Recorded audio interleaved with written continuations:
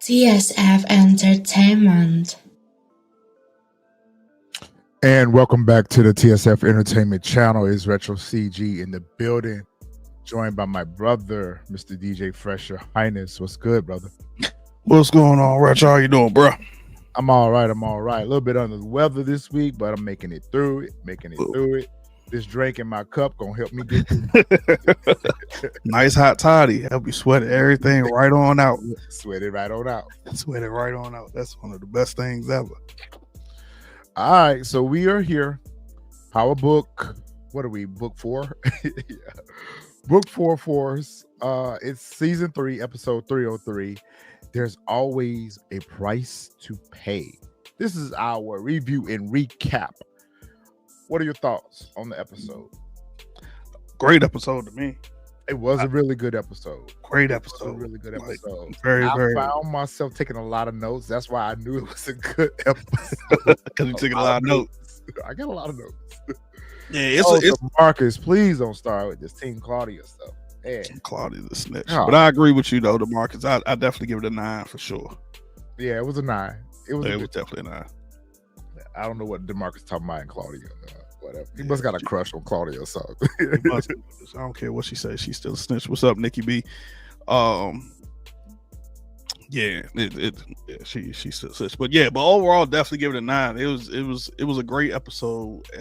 I would say that mainly because I would have to say maybe like a few scenes you couldn't predict what was going to happen. Like you couldn't predict this episode.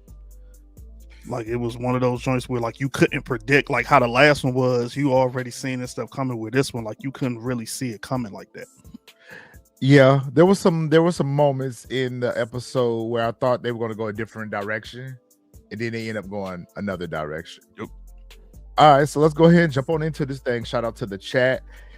What up, Lamar? What up, Low Queen? Oh, what's up, Lamar? What's good? Lock Queen, what's going on with you? All right, so we're going to go ahead and jump into this thing. All right, let me see if I can get my words together. All right, episode synopsis. As Tommy does damage control with his allies, Diamond and Jenard devise a plan to deal with D-Mac, and Vic plots his next move. All right, let me go ahead and get my notes up because I had a lot to think about where this was concerned. Right here, Diamond's barbershop. That last season he actually had barbers. He had people in the barbershop. Yep. Now the barbershop is like Monet's bar right now. Nobody come here for no haircut. All right, so the episode starts off with Diamond at the barbershop, and Diamond finds Chavo's dog and the top half of Chavo's body at his doorstep. And I'm like, wow. Yeah. He calls up Tommy, and Tommy immediately recognizes that this is the Marquez cartel work. Mm-hmm. And Tommy don't seem to be bothered by it at all. Of course not. Is. I mean, I would be like, first glance, I didn't even see the dog.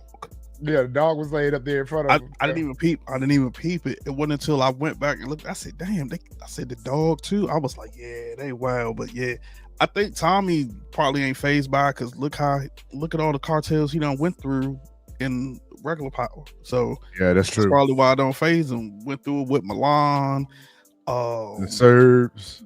A couple rounds with the Serb, the Italians. I can't even think of the cartel they was working for. Lobos. Yeah, Lobos, like Hefe. Yeah, so that's probably why he just like it's nothing to him. Like Menez. Yep, Menez. He probably like, man, this is what comes with it when you work all in a day's work, right? Yeah, that's what comes with it. So like I said, Tommy's not as bothered, and we just talked about why.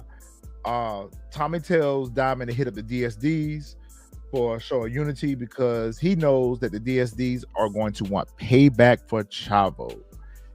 Diamond is trying to be diplomatic, and I've never met a diplomatic drug dealer before because Diamond should want all the smoke too, but Diamond also don't want a war on his hands, so he don't want to have to deal with all the problems that's going to come with hitting a Mexican cartel, even though they got the coalition. But I don't feel like they're actually using the coalition to their advantage. It seems like they deal with all the problems, but they only supply the work to the coalition rather than relying on the coalition for some extra hands, some extra muscle to help deal with some of these problems. Yeah. They kind of like deal with these problems out of pocket. Yeah, I would agree with that for sure. Like I was like, especially like once you get upstairs, like when you get to the scene when they go upstairs to talk to Izzy, it was just like immediately he like, here you go, this is to take care. And I'm just like, so I guess, you know what I'm saying? Like you said, that's all they do. Season is definitely. I hope so. I hope so. I hope so. I can't say it's a banger so far. Now, if it from this episode on, if it continues to go up, I will definitely say so. But right now, because this is the best episode of the season so far, although we only 3 episodes in, but like we'll see once the episodes start to go up. Yeah, I agree with that. I think that is the best episode so far that we've had, but definitely, I hope that it gets better as time progresses, or as the episodes progresses. All right, so Diamond gets a text. King Kilo sends Diamond a text letting him know that his crew are out. Him and his crew is out of the coalition if they don't put D-Mac down. So Diamond is now even more pressed to get rid of D-Mac, and which I really didn't understand, because originally back in episode 1, when Jenard went to go see King Kilo, he threatened to unalive him and Diamond. Versus now he's just threatening to lead the coalition. If that's all you threatening, then leave. But what I can't figure out is why Diamond, who, you know, not a man that take threats, like, okay, you in jail locked up threatening me and threatening to pull your people. Why don't y'all just get him situated in jail? Get King Lo out of the way, and then his coalition is already in the fold or whatever. Set it up. You got people that can touch him in jail. Yep, that would be the best plan. But I think Diamond's more so worried about having folks finding out from the coalition that they was the ones who hit King Kilo, and then now the whole coalition is broke up, and now they're in an all-out war. You know, because he said that the reason why they wanted to get rid of D-Mac was so that they could keep, because they needed to keep King Kilo's people in the coalition because of the area that they got. So I'm thinking, you know what I'm saying, that's exactly why. But it would have definitely been dope if the writers actually wrote that in, like, man, forget all this, let's just eliminate the biggest threat and we can just take him out altogether and take over his crew like y'all doing with everyone else, like you did with everyone else. What's that's up, Sherman? With everyone else, when the bosses fall, they're picking up the pieces of their crew. So I feel like you could have done the same thing, which if he would have told Tommy about what was happening with King Kilo and the whole D-Mac situation, I feel like that would have been Tommy's play. To let's go ahead and get rid of King Kilo. We take his crew, situation resolved. But not only that, Tommy would have thought up something different anyway, because remember, he kept saying that he didn't want D-Mac back in CBI at all. So he would have figured out something else to get D-Mac out of the way so that wouldn't even have to worry about this. But more than likely worked. But would have that worked, because he tried that last season when he sent him out to the boarding school. That's true. So yeah, more than likely, like you said, he would have just went on ahead and just eliminated. King Kilo. Yep. All right. So Tommy goes home. He checks in with Maria, and he pretty much lets her know the importance of her going to work and coming home. She can't go nowhere else. And he wanted her strap.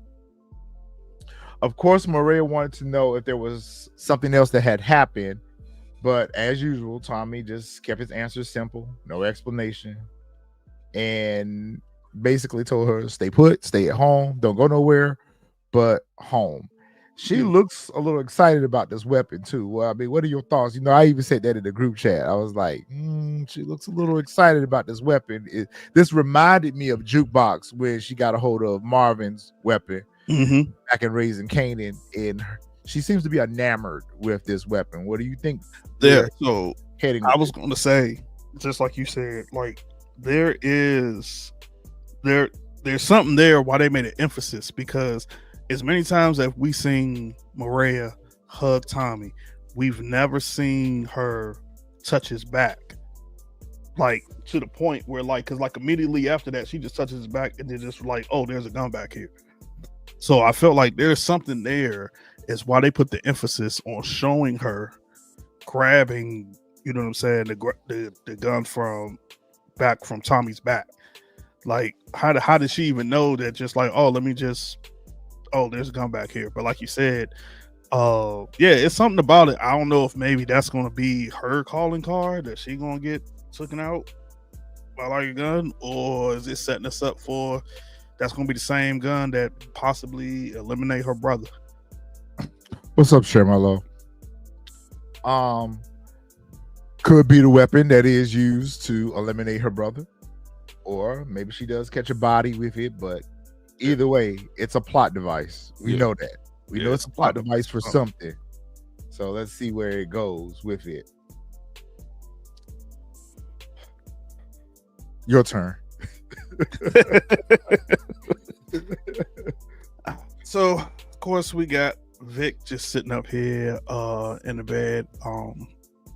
After him and Ray, they did their thing from the last episode, and while Ray's in the shower, he decides to get up and goes through her tablet as well as all of her things to try to get some information on Stacy. Yeah, I was about to call her Mayor Wig on on Mayor Wig to try to see if he can get any type of information that he possibly can to relay back to Tommy for Mayor Wig. So he goes through a tablet, goes through all the different papers, doesn't find anything, and then ends up finding some tickets to a show, to which we find out what he did later on, so we're not going to jump scenes. And as he's doing that, he gets himself some water, and Ray ends up coming out of the shower. Wait a minute, let me just stop you right there. Go ahead. Did you say Mayor Wig? Yeah, Mayor Wig. Yo, Mr. Vic, aka Jason Booker, runs out of time as he's rummaging through her things to try to find something on Mayor Wig. I love it. I so love it. So, what did she tell him? She pretty much told him that you was a one-night stand, beat it. Caught him way off guard when she said that. Yeah, because he thought he had put that good work in on her. He thought he had put that good work in, and then he was gonna be around. She basically was like, when she came out the shower, she basically was like, "Why are you even still here?" Yeah, why are you still here? And she was like, and he was like, well, I was thinking that, we get some breakfast or something. And she was like, nah, you really not my type. Yeah, thank you for your service, but goodbye. Yep. But what did he find in her purse? He found some tickets to like a play or something. Yeah, to that scene later on down the line. Yeah, to that show. So that was part of his plan from Jump Street. Once he saw that, when I knew that he was going to show up there at that time and place or whatever. So yeah. So we know that Vic is going to continue to manipulate Ray into trying to get some information for on Mayor Wig, because Tommy has already threatening him that you're only as useful as you're useful. Diamond brought Izzy over to talk with him, and Izzy told him that the cartel didn't take none of the work because they had the work somewhere else. Because in the last episode, they were kind of all like hanging out, chilling, whatever, when the cartel came through and sprayed up the place. And of course, Chavo was the one that got hit. Mm-hmm. And Izzy was too upset to kind of talk with Tommy and Diamond about work and product or whatever, because of the situation with Ortega and what he had done to their crew. And Chavo had already raised this as a concern at the last meetup. Yep. And then look what happened. Yep. So Tommy reassures him of, as usual, his overconfidence is, I feel like, his weakness. But Tommy reassures Izzy that, we gonna hit Ortega back. We gonna get him. Here's a bag of money to tie you over until then, in the meantime. And like we said in the group chat, they just have unlimited money, unlimited work to just hand out. Just a handout. Handout. Like maybe, I'm guessing maybe Tommy learned from Ghost to have a rainy day fund. So he just keeps like some stuff off to the side just in case that they need it. Cause Well, you gotta think about it. Tommy really don't do nothing with his money anyway. Ghost, on the other hand, was trying to fund the clubs and his political campaigns and all that stuff. So, and then he had Tasha that was stealing money in his pocket, spending money, eating money.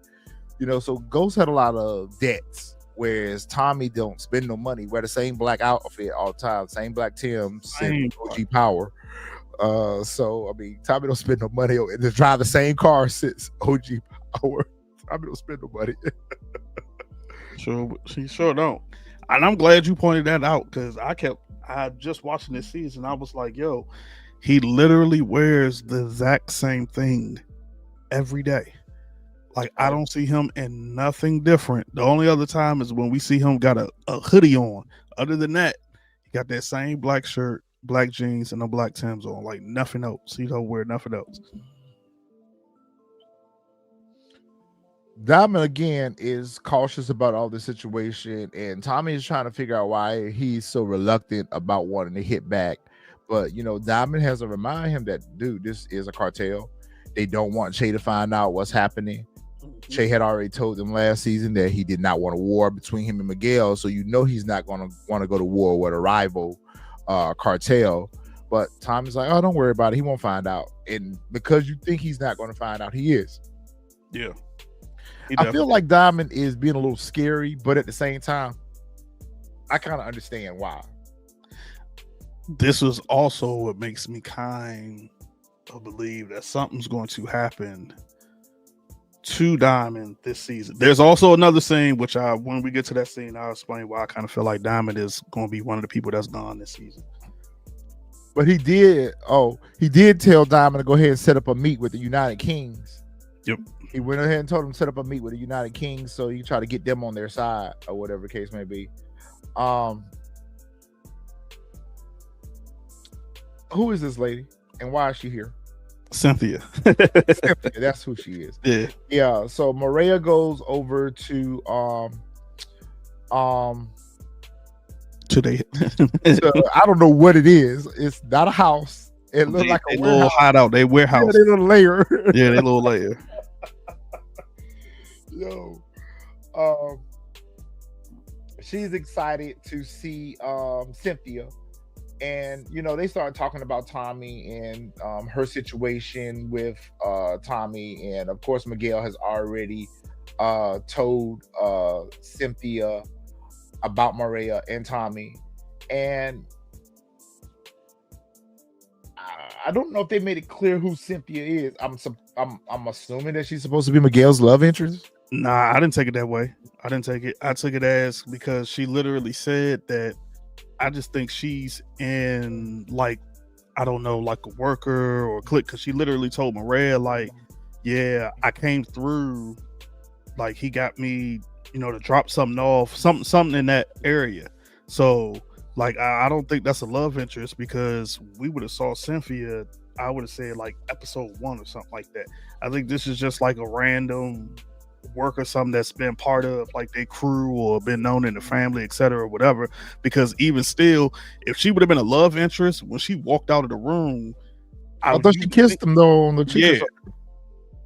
Yeah, like Miguel would have kissed her or something. So I thought they did though. I didn't see her do that. I have to go back and watch that. I definitely did not see that. But either way, I mean, you might be right because Maria was happy to see her. Mm-hmm. And while they were catching up, Miguel came in appearing to be happy to see Cynthia as well. Yeah, Miguel offered to let me crash before I make another delivery. Yeah. So yeah, okay, you might be right. She's a worker. Yeah, so she's a worker. She's a worker. So Miguel came in happy to see Maria, and he was smoking a cigar.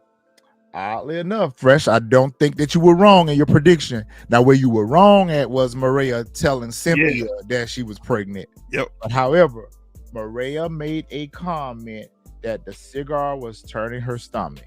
Yep. And telltale sign. Yep. Maria is pregnant. Yep. So Miguel asked for Cynthia to excuse herself. He wanted to speak with his sister alone. And he wanted to apologize to Maria for how he treated her once he found out about Tommy. I feel like all this was Miguel running game on her. Mm-hmm. I think he meant the part about upsetting her. I think he meant that part. What's good, y'all? I think he did mean that part about him being sorry for upsetting her, but I still think this is all manipulation. I think so too. I definitely think so. What's up, Pretty Girl Loves Trap content? What's up, Pretty Girl Loves Trap? And of course they go back and forth about how they feel for each other. Miguel does tell her that, look, you're my last family that I have left. I gotta make sure that you straight or whatever.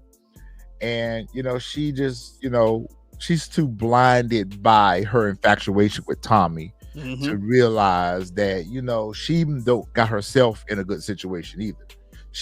For some reason she thinks everything is all good over there with her and Tommy. Yep. Like, she don't even see the danger around her with Tommy, let alone the fact that her brother, and we found out in other episodes that her brother schemed his way to the top either. So everything ain't peaches and cream over there either. Nope. So she not realizing that there's threats all around because of the men that are in her life, i.e. her brother and Tommy, and she could be a victim. Yeah.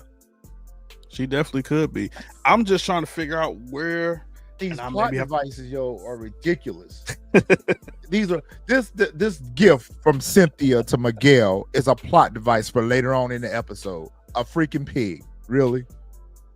Now this what made me give the episode a nod right here. This was not necessary. Yeah, it wasn't necessary. I'm only thinking. Well, I know we better see that pig in more episodes for sure. I don't want to see the pig no more after this episode, yo. Shoot, we better done got introduced to the pig in this episode. I don't want to see Peppa Pig no more. So.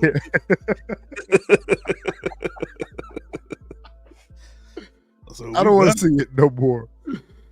Vic is upset with Tommy because Tommy gave his bar to the Albanians, and of course Tommy don't care about Vic at all. He talking Vic crazy. Eating a sandwich. He pretty much tells Vic that he got one job and one job only, and that is to get information on Mayor Wig. And if he cannot get information on Stacy, that his services are no longer needed, and he's done. And Vic just runs off with his. Of course, he ain't got no choice. He ain't got no choice. But I feel like Tommy has every right to treat Vic the way he's treating him because he's a snitch or whatever. So, Vic, you kind of earned that. But at the same time, I feel like Tommy is not looking at all the threats that are around him either. He too is, he's taking a casual approach to everything. And I just don't think that with all this stuff that's going on around you right now, that you can walk around eating a sandwich in the middle of the day. You got real problems out here, Tommy. You got real problems that you worried about. He sure was eating a sandwich. I forgot about that. He definitely was eating a sandwich this whole time. I feel like these two are these two together are not one brain between the two of them. They're coming up with this scheme to get rid of D-Mac, which all they really had to do was get somebody in the street to put him down if they wanted him gone that bad. They're going to all these elaborate schemes to try to get rid of D-Mac, and each one of them isn't working. And this is another one that isn't going to work. No. So Diamond and Jenard come up with this plan to have D-Mac go rob the 9-7s, which is a crew that's feared there in Chicago because of their police connections and their ties in with the police. They didn't want to run the risk of it being tied back to CBI, so they're going to send D-Mac. They're going to send D-Mac out to do some dirty work in hopes that he will get unalived during his attempt to. I just didn't think this was a good idea. I didn't either. But I'm just trying to figure out, like, because they're showing the shift. I'm just trying to figure out when the shift happened to where now Diamond is now actually listening to Jenard, because we saw him last season. He won rocking with him. Everybody knew Jenard was a dope fiend, all of this other stuff. And then now, out of nowhere, he's done a 180. And I kind of feel like maybe he's only doing that being petty because Tommy didn't tell him about messing around with Maria. Because after everything because think about it like this, like he knows for a fact they take out D-Mac, Tommy's going to go on an all-out, like he's going to go on an all-out killing spree at that point. So for him to just like, oh, okay, cool, yeah, go ahead, let's eliminate him. Like now he's actually listening to Jenard is weird. Like, and I'm trying to figure out. So I'm guessing at some point that's where he's like, I don't know. I guess that's where we're going to see everybody's teaming up to go against Tommy this season or something like that. Of course. Coming in with a $5 super chat from DeMarcus. Thank you. Imagine if Diamond hired Mohitter to unalive D-Mac, right? He needs to get somebody to unalive D-Mac, but they're showing D-Mac to be a formidable opponent, just like Tommy. They're showing him just like his uncle. Like, you know, it's going to be as easy as you think to take him out. So, yeah.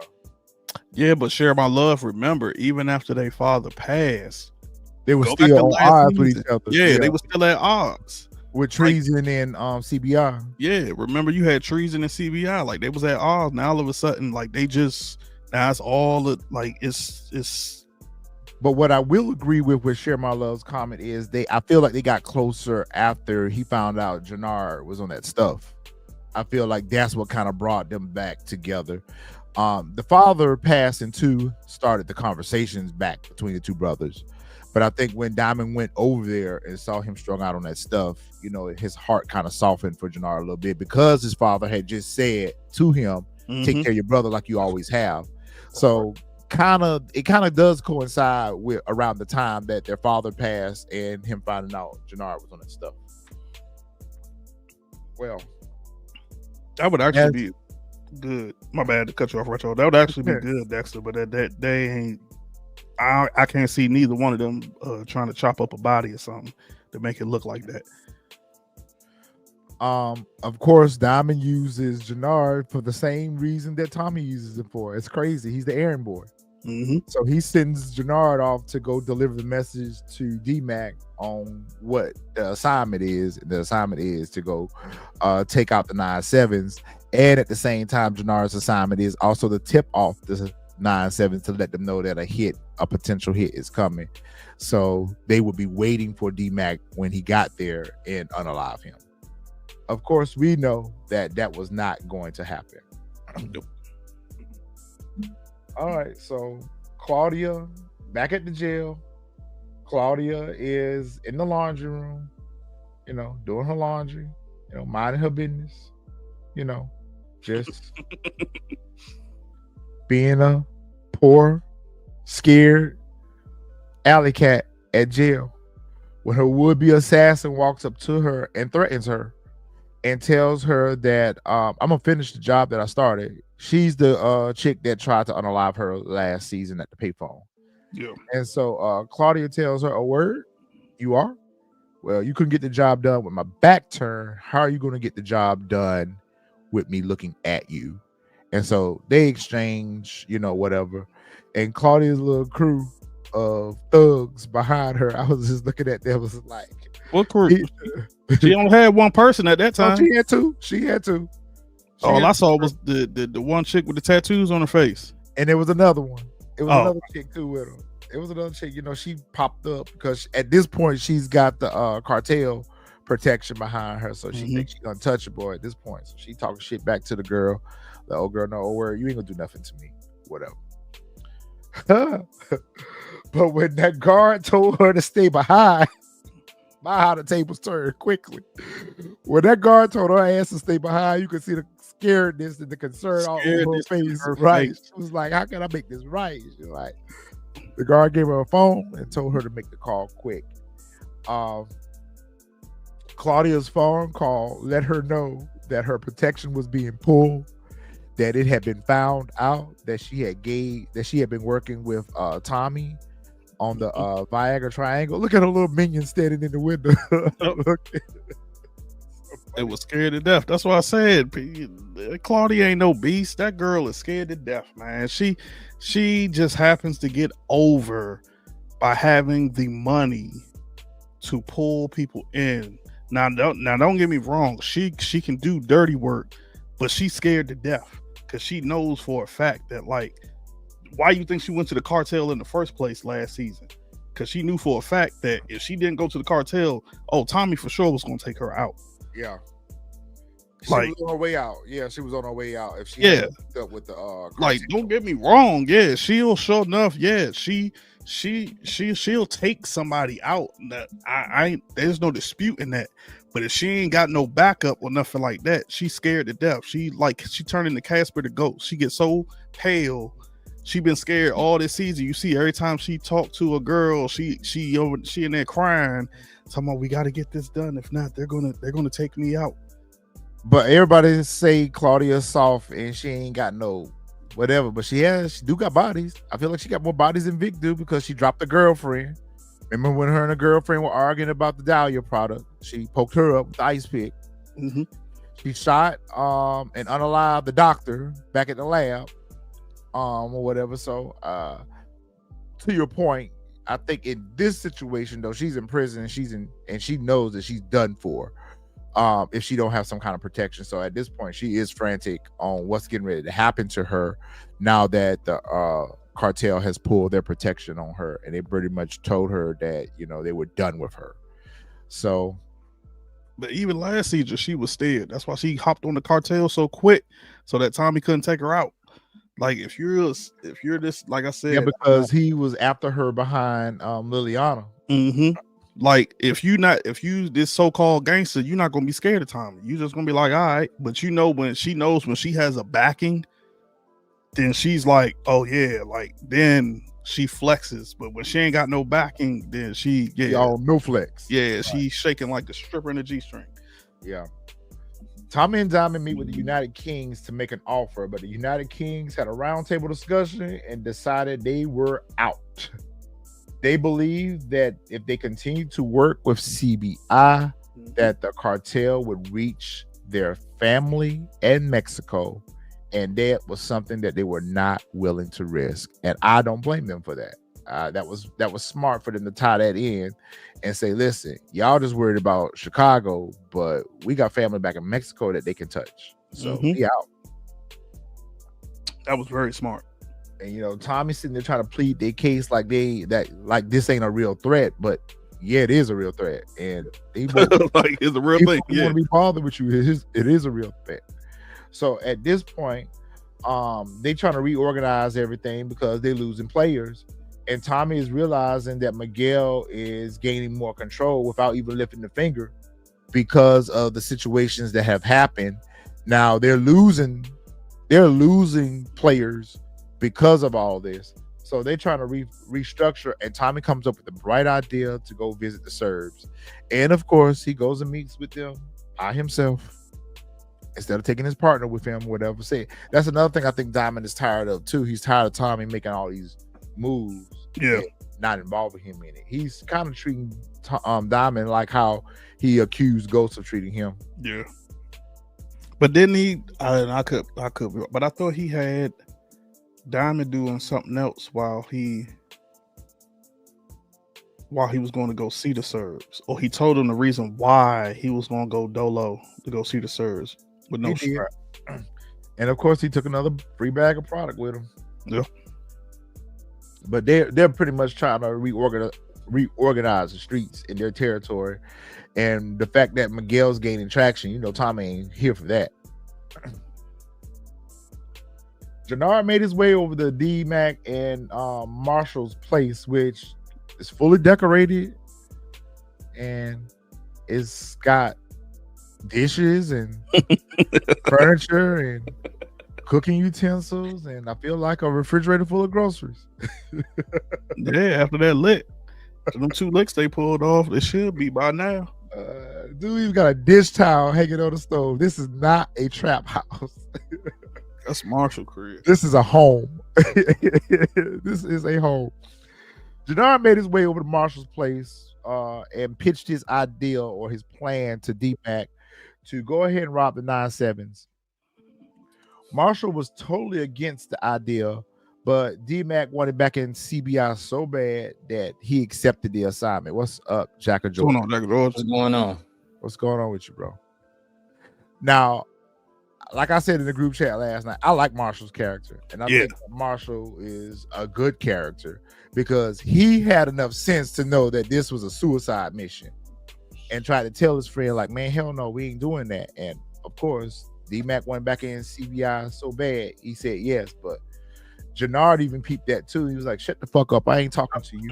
Right. He peeped it immediately. Yeah, he peeped that immediately. But Marshall was like, I don't know. I ain't going. What's your thoughts on this? I mean, we knew he was going to take the assignment anyway, so. I mean, for me, like you said, I liked this scene because of Marshall. Because remember the last episode, he told D-Mac before, like, bro, every time you got a plan, it never goes right. Yep. And it showed even with this plan. Now, granted, it went somewhat right, and I hate to jump scenes, but we saw what happened.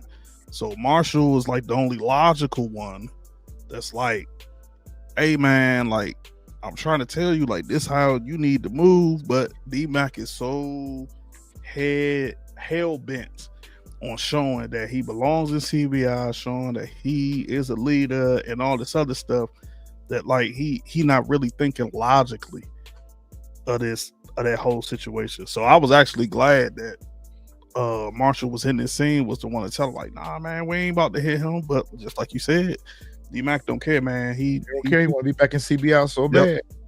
He willing to risk it all. What's your thoughts, Jack? Yeah, Jack, what's your thoughts? I think the same thing, man. He just wanted to get back into CBI, and he'd do whatever in order to get back. I think he's stupid, and he just wants some type of notoriety. But again, I'm with y'all. I'm happy that Marshall is kind of like the voice of reason, but there ain't no reason with him. And they used him as a pawn to kind of kill two birds with one stone, kind of. You know, they didn't know that he was going to be successful, but they kind of used him as a pawn to kill two birds with one stone. So I like this combination with Marshall and D-Mac because Marshall is I'm not going to say he's the brains, but he is the voice of reason.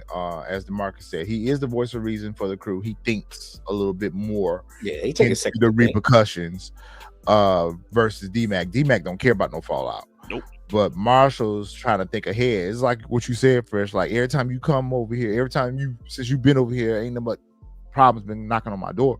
Yeah, you know, he want to be muscle. Yeah. Notoriety.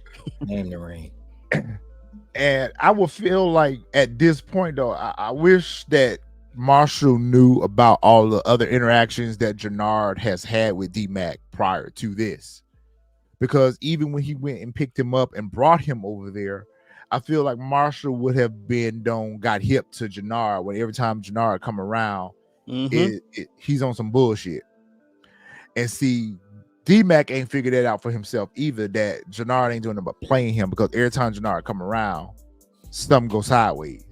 D-Mac ain't picked up on that yet, but I feel like if Marshall knew about those other interactions with Jenard and D-Mac, he would pick up on that. Yep. That's why Jenard was trying to tell him shut up, because he was actually thinking this through as he's listening to it. He's like, something don't sound right about this. Why are you asking us to go get the 9-7s? Yep. You know, his antenna went up. Like, something ain't right about this. Oh, Mayor Wig is running. I watched the prediction video. This was on point. Absolutely on point. It's like you wrote the scene, bro. Right. It is absolutely like you wrote the scene. Stacy, aka Mayor Wig, has her day with the press, announcing her intent on running for mayor. During questioning, as Fresh said in his prediction video, Stacy was asked about her divorce. Donna from the DNC was caught off guard by this revelation that she's getting divorced from Bobby. And she was not happy about that. Then she threatened Stacy, basically basically telling her that half of her donors are going to pull their support because of it. I'm thinking to myself, all because she's getting a divorce? Like she go down in the polls all because she's getting a divorce? Yeah, good. Really? You know, in politics, it shows like now you. But I feel like every person in politics has dirty laundry anyway.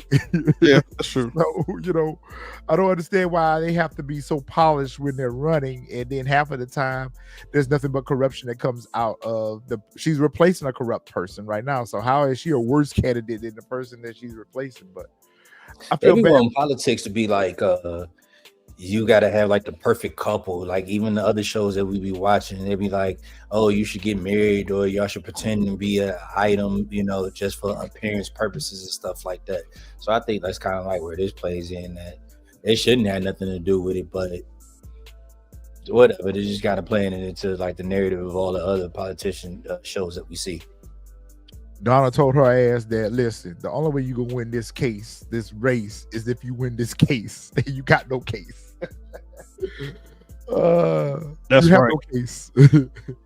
Right You there. know- That's what it is. That's right. Because I remember now Donna saying something about her not being real good with the cops. So now that she's getting a divorce and her husband is a cop, it shows that like even your own husband like ain't riding with you. So why should we even vote for you if he's not even riding with you? That's a good point. That's a good point. I said it last week. We said it last week. We've been talking about it in the group chat. I'm going to say it again. There is no mayor for you. I don't think she's going to win. No, ain't no man. There ain't no mayor for her. Poor Stacey. I feel bad for Stacey. I'll tell you why. So in this scene right here, Hardwick and I think his name is Singh. Yeah. Singh. Yep. Singh. That's what I'm gonna call him. Mr. Singh and Hardwick are pretty much telling her that we got a problem on our hands. She mean, what you mean we got a problem? Come to find out that Ortega's attorney, which is Mr. Chang, has filed a motion to pretty much throw the case out because one of the digits in the address on the warrant that when they picked him up was off. And she looking like, what you mean? What you talking about? And he was like, well, I put the information down exactly the way you gave it to me and you signed it. I feel like any black person antennas would have went up instantly on that comment right there. When he said that, well, you signed it, that almost make me feel like, so you knew it was bad. Yep. See, I feel like Stacey should have zoomed in on that. I feel like that should have been a hint for her that something ain't right. Yeah, but I think because of that comment that Hardwick made, it threw her off, and that's when it's just like all of us, we were so hell bent on trying to get revenge, you know, for our fallen soldier that we didn't even pay attention to the stuff that was going on. Yeah, she got her wig all in the bunch from trying to catch Tommy. Yep. And that is ultimately her downfall in all of this, was her obsession with Tommy Egan. Yep, with Tommy. This thing was unnecessary. It Yeah. was Unnecessary. I have a theory. Unnecessary. I don't care what the was. theory is. It was unnecessary. Nah, go ahead, bro. Nah, so all right, so we'll go through the scene first. So Gianna, Leon's mom, comes to visit Diamond at the barbershop, and you know, she thanks him for the unaliving of Leon's father, but of course he says he has nothing to do with that. And he tells her, like, you know, I'm actually the person that you said that I was, so like I need you to keep you far away as possible. Now with you, Retro, this scene served absolutely no purpose at all. I didn't even understand why they even brought it in, but then it tied back into this here is another reason why I feel like Jenard is gone this season, is because we saw the last episode, he was having the flashbacks in the mirror of when Him he unaliving the parole officer. yeah, the parole officer as well as now he's back into the life, and now something that's good that was good in his life is trying to come back in, and he tells her that I am that person that you said I am. So it's like that's what's making me think like, yeah, he's gone, because other than that, there's no other purpose to bring her back for this. Or is there? Okay, so initially, when I first watched it on the first watch, I agree with your point 100%. I was like, well, yeah, what was the point? But as I thought through it and on a rewatch, I mean, by the fact that she came by, she wanted to thank him for getting rid of the baby daddy and what he did for Leon. He was like, I don't know nothing about what happened to the baby daddy. I don't know what you're talking about. I ain't had nothing to do with that. But if he's gone, good riddance. He did tell her that, this is what I zoomed in on. He did tell her that he was no good for her and that he was who she accused him of being. But even in that, she still told him that, look, you still deserve love, and you still deserve, you're a good dude, you still deserve happiness, or you still deserve love. Is it setting us up for Diamond is going to go legit with her and they're going to ride off into the sunset together? Is that how Diamond's story ends? After they lose it all, after everything goes down, is it that Diamond actually does make it out, but he decides to walk away from it all and start a life with her? That's the only other reason why I feel like they could have brought her back. What other plot device could she be used for? Jay is a gem. She got a good one. I didn't even think about that. That she definitely could be working for. Oh, I didn't even think about that. Mm. She could, but I mean, she could be, but we haven't seen. she lost something though. So Yeah, for her to and be on an top of that, informant, we for her haven't to inform, seen she did lose her son. She did lose her son. We So- haven't seen any local cops try to go after Diamond. It's been like, well, we haven't seen anybody go after Diamond actually, but No, they want Spider-Man. They extorted him. They want Spider-Man. like, yeah, they want Tom. That would be a great. I'll say this will be a great plot twist if that's exactly what happens. It'd be a great plot twist. Because Retro, you've been saying since the beginning of the season, Diamond goes to jail. So it could be because we've seen this before with the reporter chick from what was that, first season? I think it was. Mhm. Yeah, the reporter girl. Adriana, yeah, I think she was. Yeah. Season So that could be, but or is she working with the cops because she's grief-stricken and blames Diamond for Leon's unaliving, which Diamond didn't have anything to do with that. That was Leon's beef. Yep. Leon's own beef with his bullies Yep. got him unalive. The Yep. only thing Diamond played a role in it was teaching Leon how to defend himself. And because Leon had whooped on the boy came back with a weapon and unalived him. But that was not Diamond's fault. Yeah. So I mean, she could be working with the feds, but I feel like they would have shown us that. I still don't understand why they would bring her character back. It just doesn't make sense why they would bring her character back. Okay, Jay, it's a gem. If that does happen, we will definitely cash out you $20. We'll definitely cash out you $20 if that does happen. think Jay, I think you did that raising candy with us about something too. You better come back there to get your money if you're right. Come back, Yep. Get your money. We'll give you your cash app. We'll give you your cash app if you're right. If you are wrong, then you cash app us the $20. Let's make this thing even then. How about that? I like that though, because I mean, it could be. I mean, you never know with the writing, they go all over the place or whatever. And we recognize that things like this are setting us up for something else. So either they're setting us up for her to be working with the cops to take Diamond down, or they're setting it up for Diamond to realize that this is his happy ending standing in front of him. This is his future standing in front of him. Because I feel like, just like in the end of book 2, actually, we didn't lose any major characters other than Monet.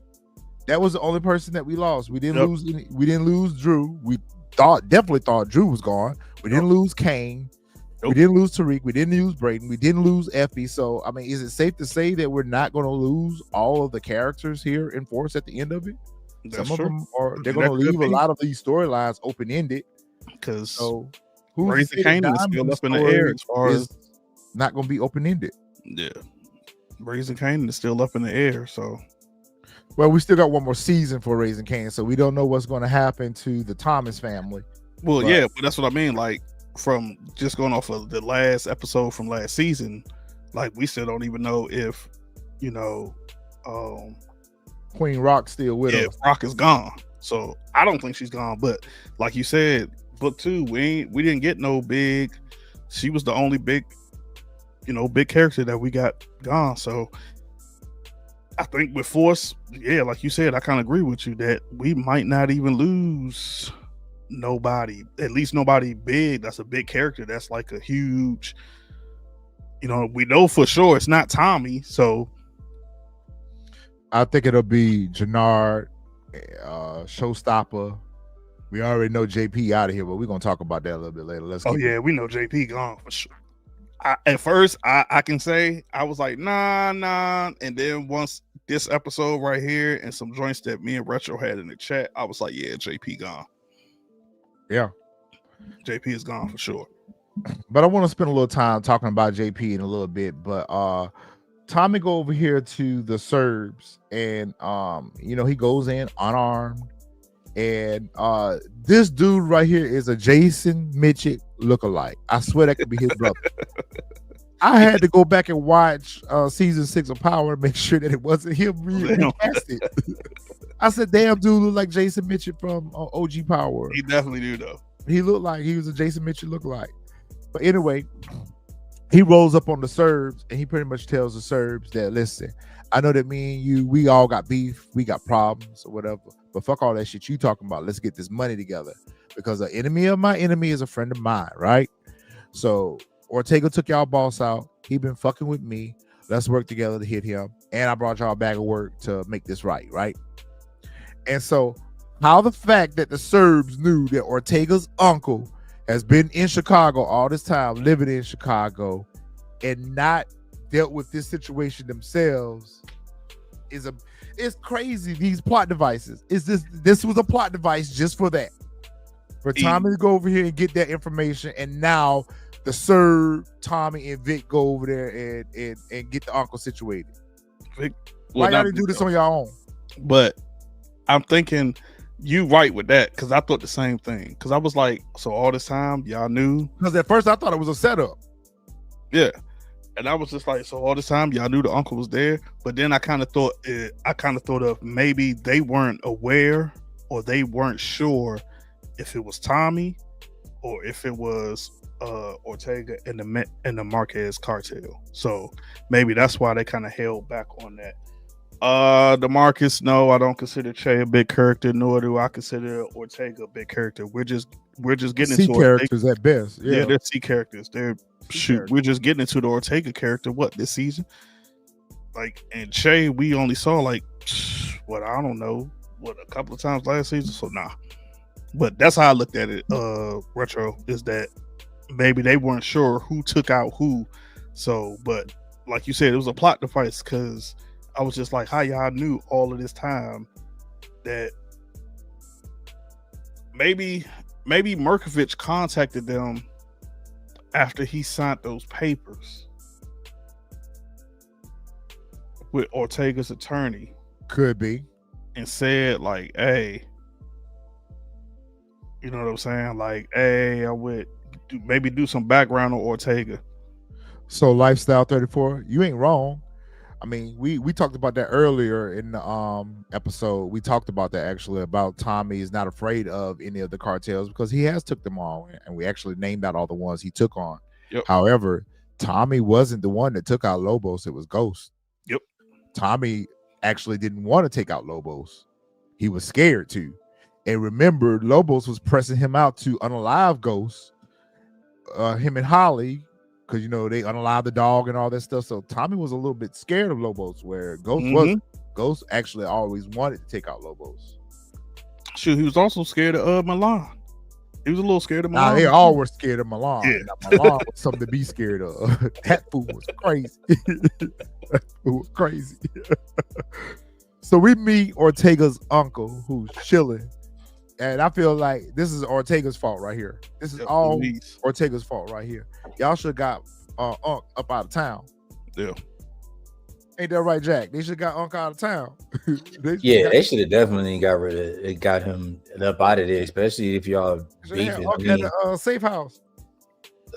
It should have been in the safe house in Mexico where he would probably be a little bit more safe. You can't just have him in a safe house around the block in Chicago. And no where protection. a And no protection. whole coalition is, No security. They had no security. no on nothing. You know what I'm saying? Like y'all way too comfortable.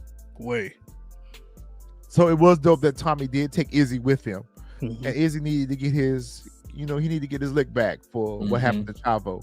So Vic, and I like the fact that Tommy does use Vic for dirty work.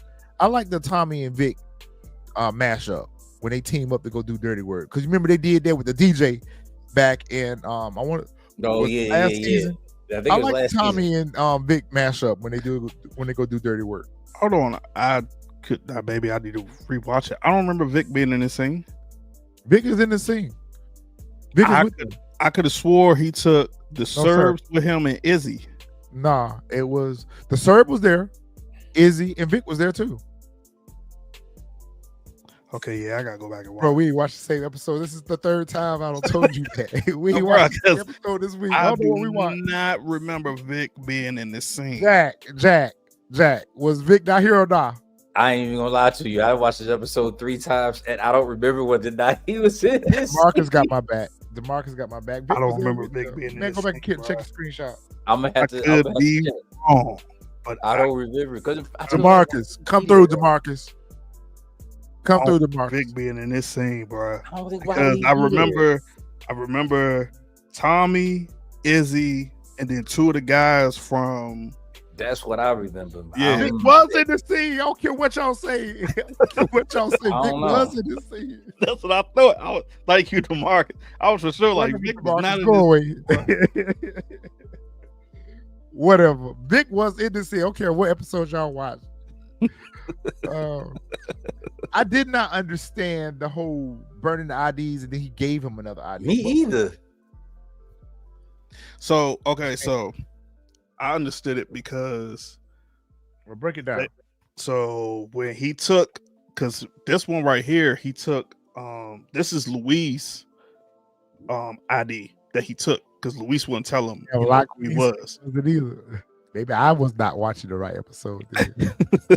So when they threw Luis off of the balcony, Much of this. yeah, that could it could be it as well. So when they threw Luis off the balcony, I took it as they burnt up his ID so that they can't. I guess in a sense, like they can't, when the cops or whoever find him, they can't identify or know exactly who he is. But they kept. He did not burn the other ID because this was Luis' nephew, and he wanted him to go back to tell Roberto Ortega, like tell him exactly who did this, because he said he made that statement where like, yo, I just don't cut down trees, with the family trees and all that other stuff. So like he kept he kept the ID just to like, hey, I'm letting you know, like I still got your ID, so like I know who you are.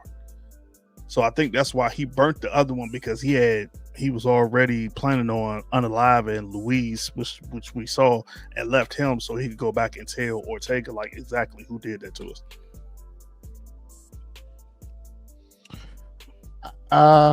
You're right. Now that you say that and explain that, that makes sense to me now, because at first I was like, well, what's the whole purpose of burning ID? And then he gave him another one. I'm like, so what was the point behind that? I was a little bit lost. Okay. Thank you for helping me understand that. Poor Elise. Poor thing. Poor thing. Baby, go home. Just Stay home. Go home. Stay home. That's right. Kind of over. Yeah. Please, sweet thing, go home. Yeah, I'm kind of over. Just go home, please. You ain't the only She need one. to go home. Yeah. She need to go home, like out of the country. Go home, like she need to just leave and don't ever come back. She's useless. No, she's not useless. She's not useless because Elise isn't built for this.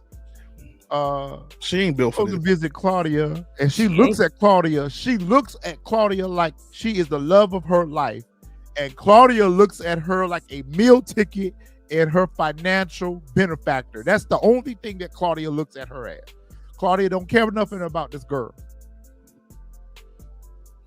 She'll sponsor, I guess in that point she ain't but useless. she's not a complete fool though. But She's she not a fool. ain't. Oh, you She know definitely what? ain't She built ain't for no this stuff. fool because she asked Claudia. She said, "What did that money I wired into those accounts got to do with the Viagra triangle?"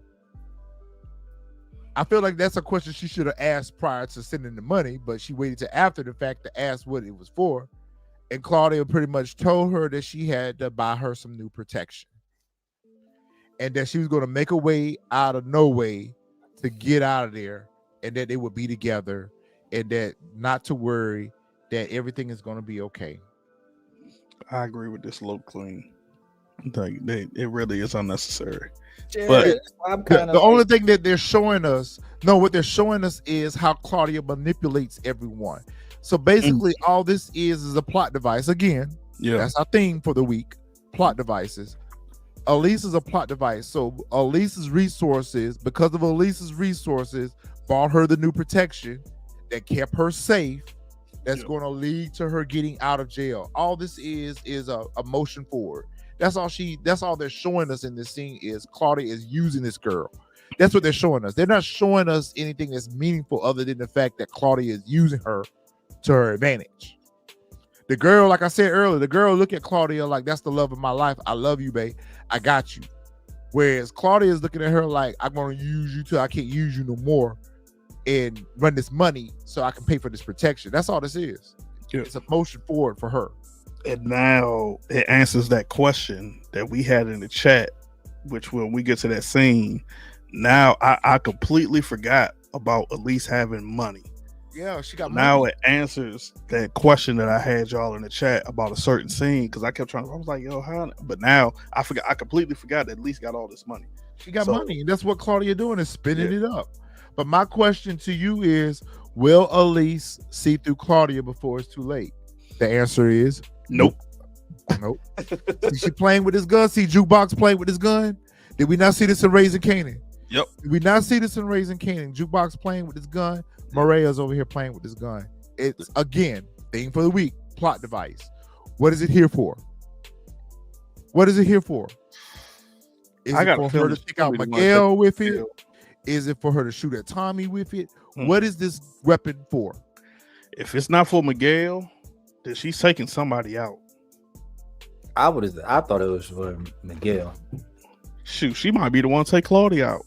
If I'm lucky, the pig. I mean, we know Claudia gets out. Pig. Please don't get started back on the pig. Maybe she If I'm does. lucky, the pig. Maybe she does shoot the pig. That was just, oh my god, that was. That'd be nice. That'd be perfect. I think the Make- pig irritate me just as much as D-Mac. Oh my god, we talked about that before you got on. Like that was just, I was like, is that a pig? yeah, y'all lost a lot of cool points with that. The pig gonna eat somebody though, or be eating on somebody. He already did. already did. What are you talking about? We'll get there. Oh yeah, he did. Yeah, I'm going to sing y'all the screenshots of me and Miguel's conversation about this scene. Me and Miguel had a long conversation this weekend about this. Manuel. Me and Manuel had a long conversation about this scene right here. He told me a little backstory about it. I'll have to share that with y'all. Tommy comes home from a hard day of work, a hard day of throwing people off balconies. Tommy sees the ice cream bowl, of course, again, theme for the week, plot device. Of all the things to notice is the ice cream bowl. Just so what? She had ice cream. What's the big deal? Why make a comment about her having ice cream for dinner? And she says no, she had ice cream for dessert. And she talked about how great the ice cream tastes. My question is to the ladies. Ladies, when you're pregnant, is ice cream a thing for y'all? Jack, tell my baby girl, say what's up. Oh my gosh, you drive me crazy. Tell Uncle Chris say what's up. Sorry about that. Nah, it's all good. Yeah, I Oh, peeped for that real too, though. I mean, Retro. my question is to the ladies: y'all tell me about the taste of ice cream in pregnancy. Does it relate? Cause she pregnant. There's a Jim says, "Yep, everything tastes good." Yep, everything tastes good. I'm telling you, that's what they showing us. They showing us that she pregnant. So Fresh, you're not wrong. You just was wrong for it coming out in this episode. Yep, But it's I was coming out. wrong. She I pregnant. was definitely wrong for the scene, but I had that feeling like at first, and I think Retro. I think you touched on it. What episode 1 about her being pregnant this season, and I didn't believe it. But now seeing this, like, yeah, I kind of think like, yeah, she's definitely gonna be pregnant. So she might be the one end up rolling over into Legacy. Oh, And now they're gonna be the new Ghost and Tasha, please no. except for a different writing, hopefully. Please no. I'll regurgitate it. Please no. But all of it is it to a It certain sound like degree. it's regurgitated. Something else that's regurgitated that we took from OG power, that we took from Ghost or some other power. Somebody end up. I hope they don't end up like that. And whoever did this set right here, I feel like Tommy's loft is too nice for this 1990s lamp that's in the background. Like my grandmother had that lamp in her house. Dexter, he was trying to keep JP out of all together, but JP wasn't listening because he was so busy worried about DMAT. And he was wanting some extra money to keep his divorce thing straightened out and his medical bills for his daddy or whatever. So he wanted to get in that work, but we're gonna come back and touch on that a little bit, Dexter, because we're gonna talk a little bit about JP. Maria is telling Tommy about how her day was and how she's got a potential promotion at work. And coming in with a $2 super chat, DeMarcus says Big Bertha is like the furnace in Raising Canaan. Yep, definitely. We're gonna talk about that when we get to that scene. And Tom is all happy for her and big up in her until she got to the point where she said she went to go see Miguel. And he goes off on her about going to see her brother and whatever. And she should have told him. She should have clapped back at him. I feel like she should have clapped back with him a little heat behind it. She should have clapped back at him and been like, if I'm not safe anywhere with my brother, I'm definitely not safe over here. Like, he basically, reminds her that she's only allowed to go to work in his place. And she's like, I want to go see my brother. And, he apologized for how he did me. And Tommy's like, he running game on you. He's saying the same thing about Tommy. Tommy's saying the same thing about him. And she's like, listen, I grew up in the Garcia household. I know I'm not new to this. I'm true to this. Mm-hmm. And she's got eyes on Miguel. And if something goes wrong, he makes a wrong move, then he's out. So that could be foreshadowing, because prior to Tommy arriving, what was she doing? Playing with the weapon.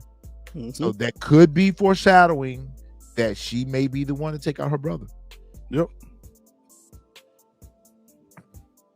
I don't know if I would. I mean, we know that is that's common in the Power universe, that relatives take each other out. So that would be something that we haven't seen before, siblings taking out each other. But I mean, that does keep with the Power DNA of family members taking out family members. So she could be the one to take out Miguel. Yep. Vic over here stalking this lady. Vic is a stalker. Okay. Jason makes his way to where he knew Ray would be, trying to get close to her to get more information out about Mayor Wig, aka Stacy. Yep. When Ray noticed him, she ditched her own companion, but she said that he wasn't her type. But obviously, she wanted to dick one more time because she got rid of her company. Well, no, remember, Alice was the one that said, I'll go. Oh, she did. Yeah, she did. She did. She was like, oh, I see you got some gentleman company. I'll make myself scarce. I'm like, well, damn, you still had a ticket to the show. You could have decided somewhere else. Exactly. So Alice was the one that was just like, oh, you got this, whatever. It was like, oh, okay, I'll go. I'm still, like I said, I'm just still confused how, I don't care how Ray has not noticed this is the same man that was sitting in Stacey Mark's office that night, like in the hallway. It's impossible. She still don't know that he is a Flynn, though. Like, I don't even understand, like, with that too. Well, I mean, I can see her might not knowing that he's a Flynn, but the fact that you didn't realize, I don't care. And like I said, even with your parentheals, you're going to see somebody, you're going to see something. So the fact that she hasn't paid attention and realized that, like, yo, this is the same man that was sitting in Stacey Mark's office that night where me and Donna left. Like, it's just crazy to me. In other words, I get where you're going with that. She should have asked him, hey, didn't I see you at Stacey's office? Yeah. She should have recognized him at least from there and asked him at this point, why were you there? Yeah, I get where you're going with that, Fresh. I agree. Like, it's just impossible. Like, people got peripherals for a reason. You're gonna see, like, and because I even went back and watched the scene. Like, and she is looking down, but there's no way, like, you don't realize that it's a person sitting over there in a chair in Mayor Wigg's office, and you don't correlate the two. But yeah, I'll call this lady Mayor Wig is hilarious. CJ came up with that one. That's hilarious. Say it ain't so though. Say it ain't so. Oh, Say it's it very so. Wig, Mayor Wig. Yeah. And she was happy to see Jason, aka Vic, here. This kind of turned her on a little bit, you know, made her a little moist. You know. It did. Say it did. Say it did make her a little moist.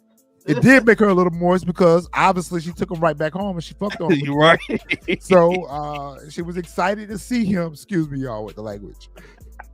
She was excited to see him there, and that kind of gave her I guess that kind of made her feel like, okay, maybe we can kick it.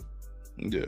So he knew that was going to accomplish what he set out to accomplish when he infiltrated where she was going to be. All right, what D-Mac over here doing? Loading up the choppers. Now, I will give it to D-Mac, like, only for this scene. Like, he was smart enough to realize, like, hitting, you know, the 9/7s that way was stupid. You know, Marshall comes in with the crew, you know, Smiley, Nutty Boy, and Taker, you know, all of them, you know, they got the little crew and everything to go hit the 9/7s. But I kind of got to give it to D-Mac for realizing, like, yo, the smartest way, you know. Oh, he did that. Yeah. He did that.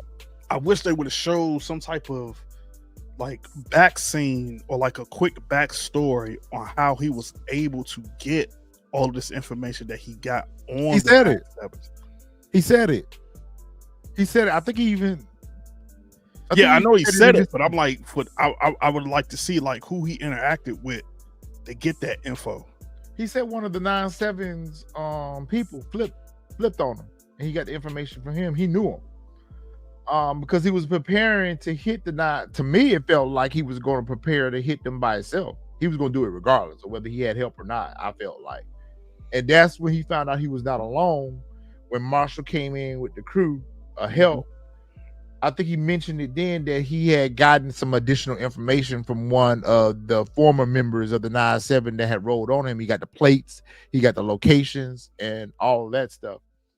And I don't know why they made such a big emphasis on Nutty Boy's character, other than the fact that he was going to be unalive later on in the episode. Maybe that's what they were trying to. That's what I took out of. That's exactly what I got from that. But it almost kind of made it feel like that him and D-Mac had past knowings of each other from the past or whatever the case may be. And it also sounded like Nutty Boy was in CBI already. Could be. He did mention he was Am I the only one felt like that Nutty Boy was already part of CBI? He was. He already mentioned it. He mentioned it in his scene.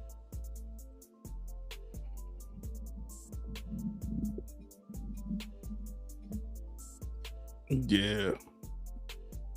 Like, I remember him for sure saying that he was a part of CBI. CBI was taking care of him or something. Yeah, that's right. Sure did. Yeah. Okay, so that's going to be a problem later on. Yep. So we'll talk about that. So D-Mac and his team are posted up at the site where they were going to hit the 9-7s, going to Fresh's point. That was a good plan of not only was it a good plan of D-Mac, but it was also he outthought Jenard, because Jenard wanted him to go hit stash houses so it could be a quick, easy unaliving. D-Mac recognized that, you know what, the time to hit them is when they're moving the money, versus when they get it to the safe house, it's safe, but they are vulnerable when it's in transit. So they pretty much did an armored car heist. When Marshall and D-Mac are, kind of like scoping out the situation, when they see everything going as planned, as clockwork, they decide to go ahead and move forward. And I was thinking to myself, oh no, something might happen because everything is going too good, right? Yep. And then before that, D-Mac showed Marshall that he had a grenade for some insurance. And he also was pretty much telling him that, look, we got this. All the information that we got has been cool. And they pretty much lit up the 9-7s. At this time, I feel like if Jenard's text would have came just a few moments earlier, they might have would have got run for their money. But Jenard's text came during the hit, because I think they had already hit the police car. And they were already hitting them when the text message came in, because it was a little too late at that point. And I feel like they're being very authentic to the Chicago YN when they had them slide in the kill.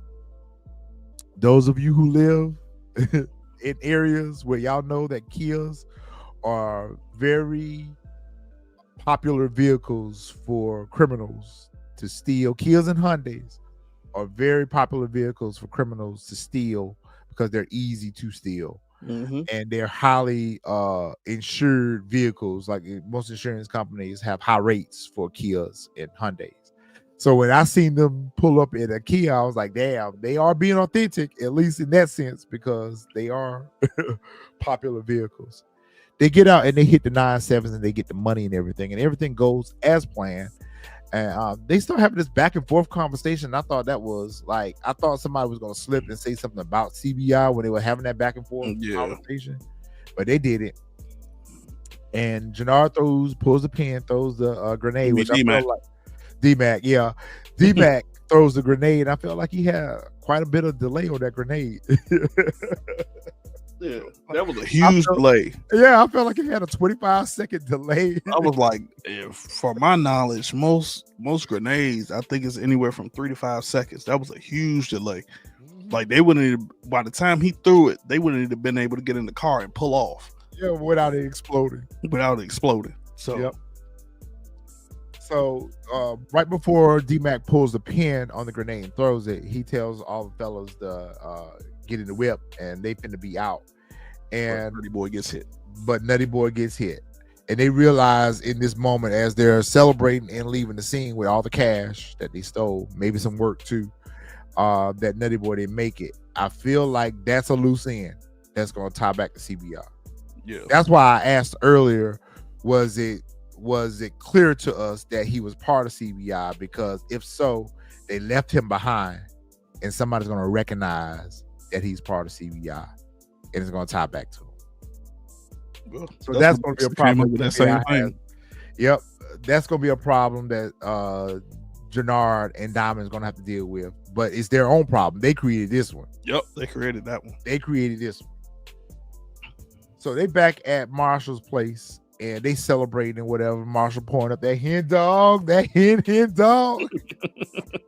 Marshall poured up that hen dog, and they celebrating whatever. But Smiley, which their names are just killing me. Smiley is down and out by this boy, Nutty Boy, not making it out. Yeah.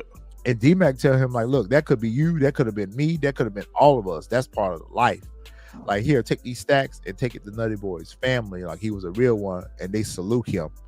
And I was like, okay, they're trying to show D-Mac as a leader as well, too. They're not just showing him as a hot boy, and he out here willing to put that work in. They're also trying to show him as a leader as well. So this could be the makings this could be the makings of D-Mac having his own little crew out here working for him. But we'll see. I see that that's the direction that they're trying to take the D-Mac character in. Yeah. That he's not just a hot boy. They're trying to set him up as Tariq 2.0. I hope not. Man, that was a lot of stacks. God, Gave please him what you mean, oh God, please not. Y'all can't see it in the writing. Y'all can't see I it. see it. I'm just hoping. I don't want to see it. Right. I'm with Jack. I don't want to see it. I don't want to see it. Why do we have to keep repeating everything? Give us something fresh. Because I Let see him it. just be like can we get like a Michael type character like Michael was in The Wire? Can we get something like that? We haven't seen anything like that in a while. Can we just get like just a regular hot boy? Like he's just a YN that just want to situate everything and everybody. They just make him a stick-up kid. Really? Yeah, give us that. Like, don't give us, don't. Please. Stomach hurt. Speaking of stomach hurting, Radon came back and sat on Jason's face. And they sitting up having pillow talk. And this is where I start to really feel bad for Mira Wig right here, because she bleeding out on both ends. She bleeding out on both ends right now. Ray sitting up telling Jason all her business. All her business. Yeah, that's what we need right there. Omar Little.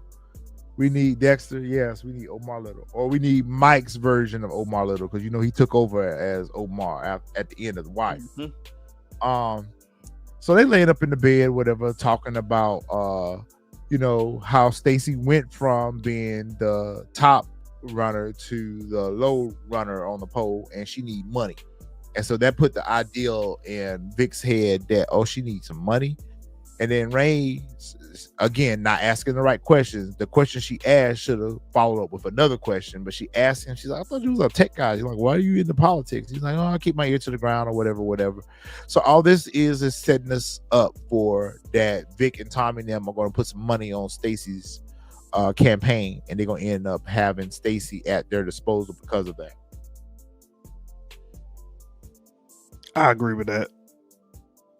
I was going to wait till we got to a certain scene, but yeah, I agree with that. I think that's exactly what this is the prelude to, rather.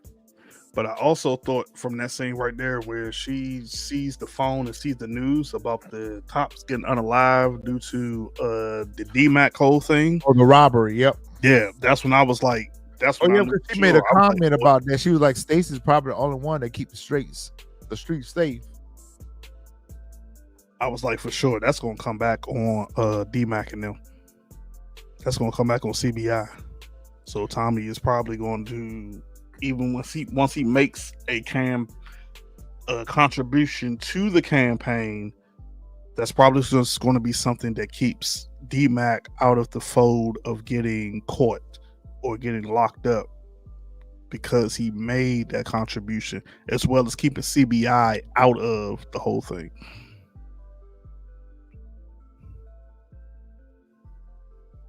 Wait a minute, who?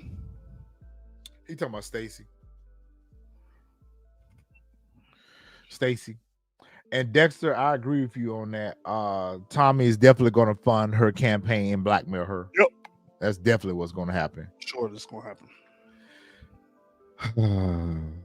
The plot devices are all over this episode. You come out of a building to take a leak.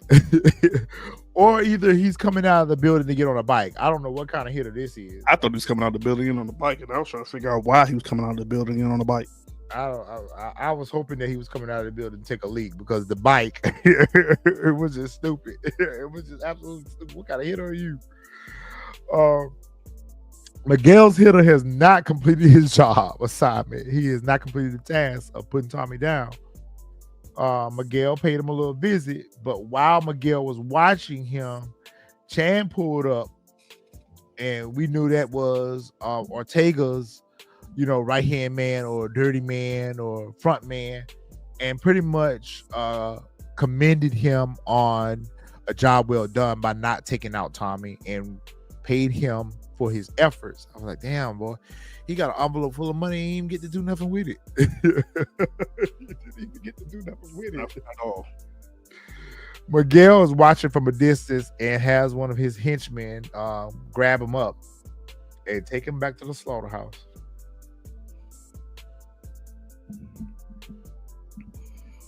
Bro, that man quit. You know, one thing I will say about Force, as opposed to all of the other Power Universe series, Force is a little bit more gruesome. It's a little bit more gruesome and a little grotesque at times. And this was one of those scenes that was a little grotesque. It was a little bit much for me.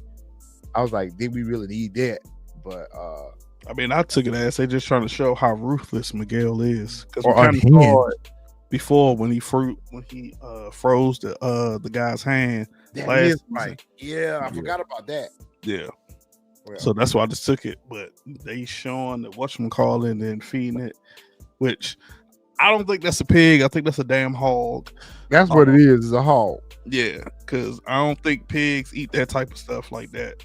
But just feeding it thought to about Big that Bertha too. is just So back at the slaughterhouse, the mentally ill Miguel decides to chop off the hitter's. I don't even know what dude's name is. Don't even care.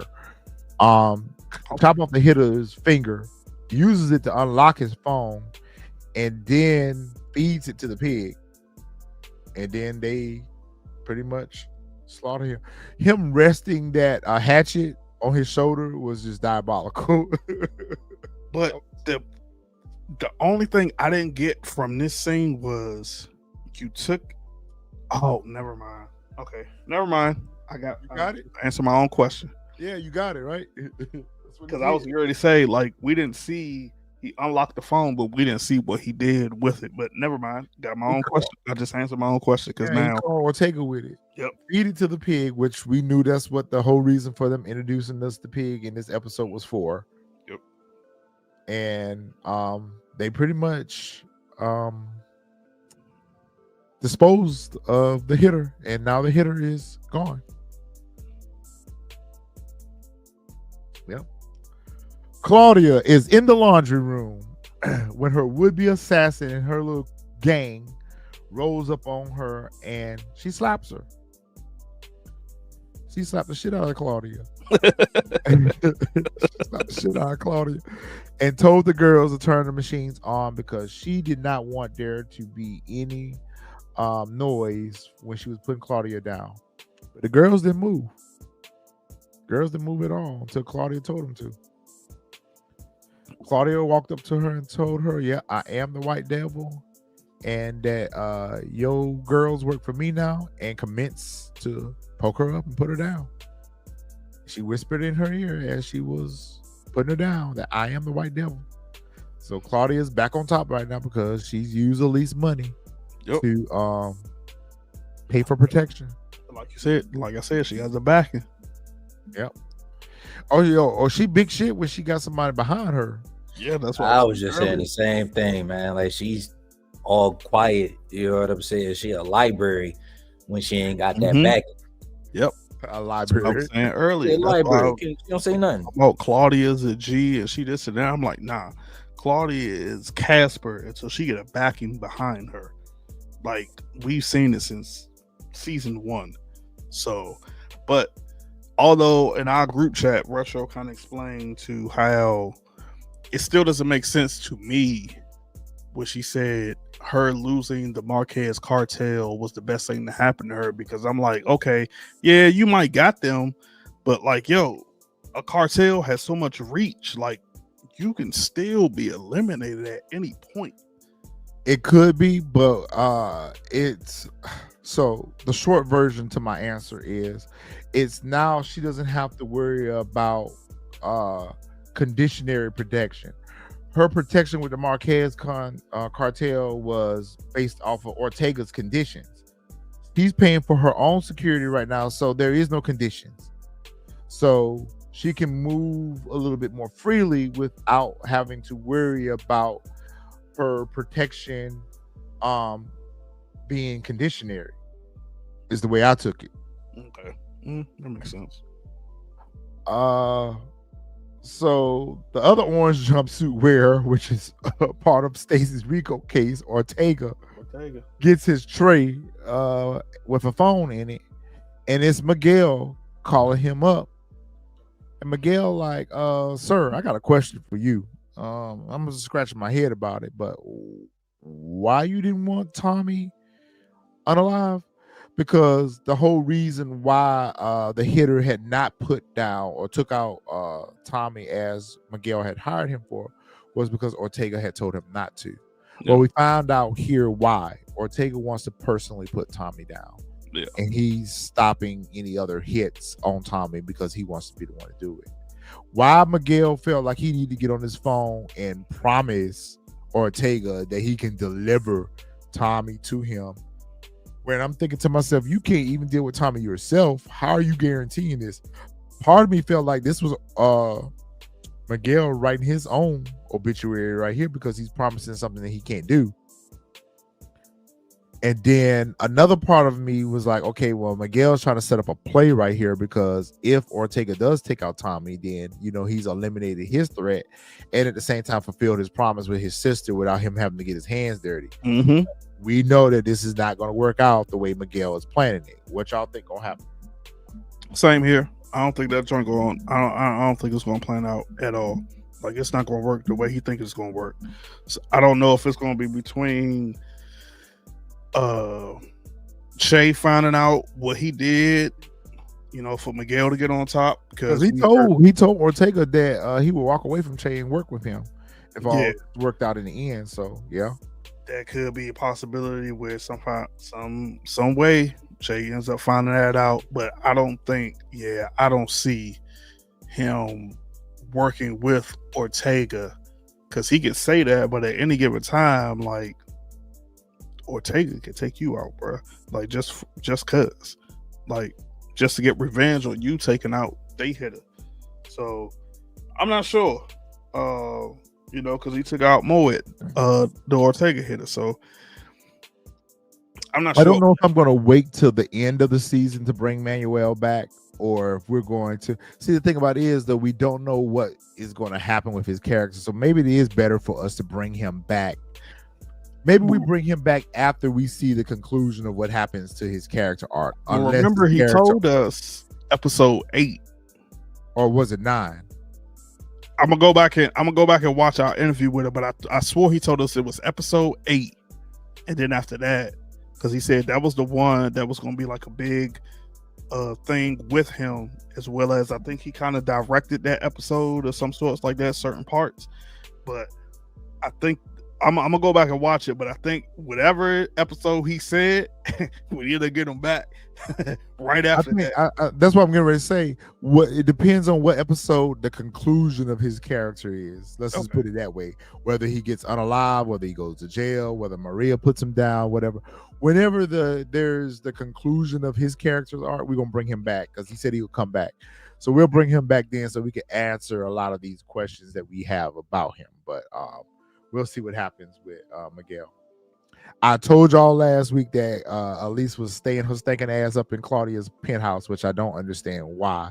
She got money. Why is she staying there? I don't understand. Vic rolled up to Claudia's penthouse and he broke whatever deal that Claudia and Elise had. And Vic put her ass up out of there at gunpoint. And I'm thinking to myself, why? The only thing I could come up with is he's trying to take control of Claudia's penthouse to put on a show for that girl. Nah, I thought it was, me personally, I thought it had something to do with Tommy, because after he kicks her out, he calls Tommy. Yeah, he called Tommy. That was just a side mission right there. I think he put her out. Because remember, he's got to put on this facade for Rain that he's this tech guy and he's doing well and he's living well or whatever. So I felt like he put Claudia, at least out of that penthouse, so he can take control of that penthouse, so he can invite Rain over there and say, this is where I live, this is my place and all that. I think he's flexing. That could be. But he does call Tommy up and tells Tommy that, listen, I got you some info on our op, and she ain't doing so good on the campaign right now, and she needs money. You got money, so put some money on her campaign and watch how you have control of Stacey Mark. Yep. So we know that that's what's going to end up happening, is that Tommy is going to become her biggest benefactor. This right here, didn't see it. Did Shout not out to the writers see on it. this. Shout out to the writers on this. Did not see it. So on the other side of town, I feel like Chan and Stacy's man Singh are sitting side by side at a restaurant, and they discuss how Singh deliberately changed a digit in the warrant address. Yep. Singh told Chan that it was easy because Stacy is sidetracked right now, running for the mayor, giving him full ring of the U.S. Attorney's Office. And Chang told Singh that the boss was pleased with his work and he wanted to know everything about Tommy Egan. But we also heard Singh say in this scene that she ain't gonna never win mayor as long as I'm there because I'm gonna keep fucking her up. Yep. So we also learned that he was the one that leaked to the press about the divorce. So it's sabotage within. But his expression and his look on his face when Chang asked about Tommy threw me off a little bit. Why is that? That's what I was trying to figure out. So, first off, this was the best scene of the entire episode because this was the plot twist I did not see coming. Up until we did this show, I for sure thought that both of their last names were the same. I thought it was Chin. I thought both of their last names were the exact same. But however, I was trying to figure out, for one, how long he's been working with the Ortega cartel. Two, why he did what he did to mess up the whole warrant thing. And the only thing I'm thinking is maybe he did that to possibly Stay alive? Well, yeah, of course, to be alive, but I'm thinking maybe to get Stacy out of the way, get Mayor Wig out of the way so that he can take her position. He said that though. That's his goal. Oh, okay. But yeah, when I'm thinking that, yeah, because when he asked him, I want more info on Tommy Egan, he definitely made this face. And like his expression was like, I kind of feel like maybe he doesn't want to give up info on Tommy Egan for two reasons. Either one, he wants to work with Tommy, and like, you know, I guess, I don't know, that could be like his money on the side. Tommy down on his when he becomes the U.S. attorney, so it could be a feather in his cap. That's what I was thinking. Or two, he wants Tommy all for himself so that when he moves up to that position, he could take Tommy down. Because he definitely looked like he did not want to give up no info on Tommy. Yeah. But he's a Mike Sandoval. I mean, we have him in every episode. Mm-hmm. He's a Mike Sandoval for Force or whatever. But I don't think that he makes it. I don't think that he makes it. I don't think so either. I don't know how he's going to get caught up unless they spin the block next episode and show us that Stacy peeped that little comment that he made. Because again, it would have made my antennas go up. If one of my workers would have said something like that to me, I would have looked at them sideways like, okay, I need to keep an eye on you. You're not trustworthy. Yeah. So I wonder how his downfall is going to come to pass. So we'll see. Anybody got any predictions on Singh's downfall? Drop them in the chat right now because I would love to know how y'all think it's going to be. Something where he hides something from the Ortega, and the Marquez cartel end up taking him out. But Dexter, you are absolutely right. I was going to say that. That is, we talked about this last episode. I told y'all, I said Claudia is not going to stay in jail the whole season. This is how she gets out as well. So the same warrant she got picked up on the same warrant that Ortega got picked up on. Yep. So if his charges get thrown out, then her charges will have to get thrown out. So this is how she's going to get out.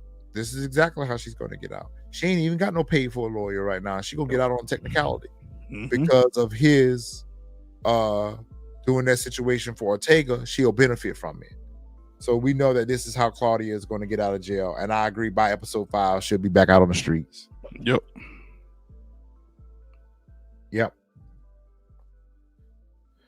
Stacy is too distracted to focus, but I think she's going to get in focus. I think at some point she going to get in focus.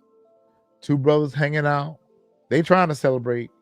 But Diamond and Jenard are back at Diamond's basement, and he asked Jenard about the hit on the 9-7s, and he asked, had Jenard heard anything?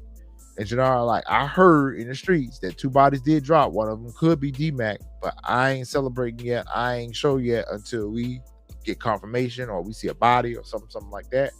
And in comes D-Mac. Both of them was surprised. Surprise ain't the word for it, right?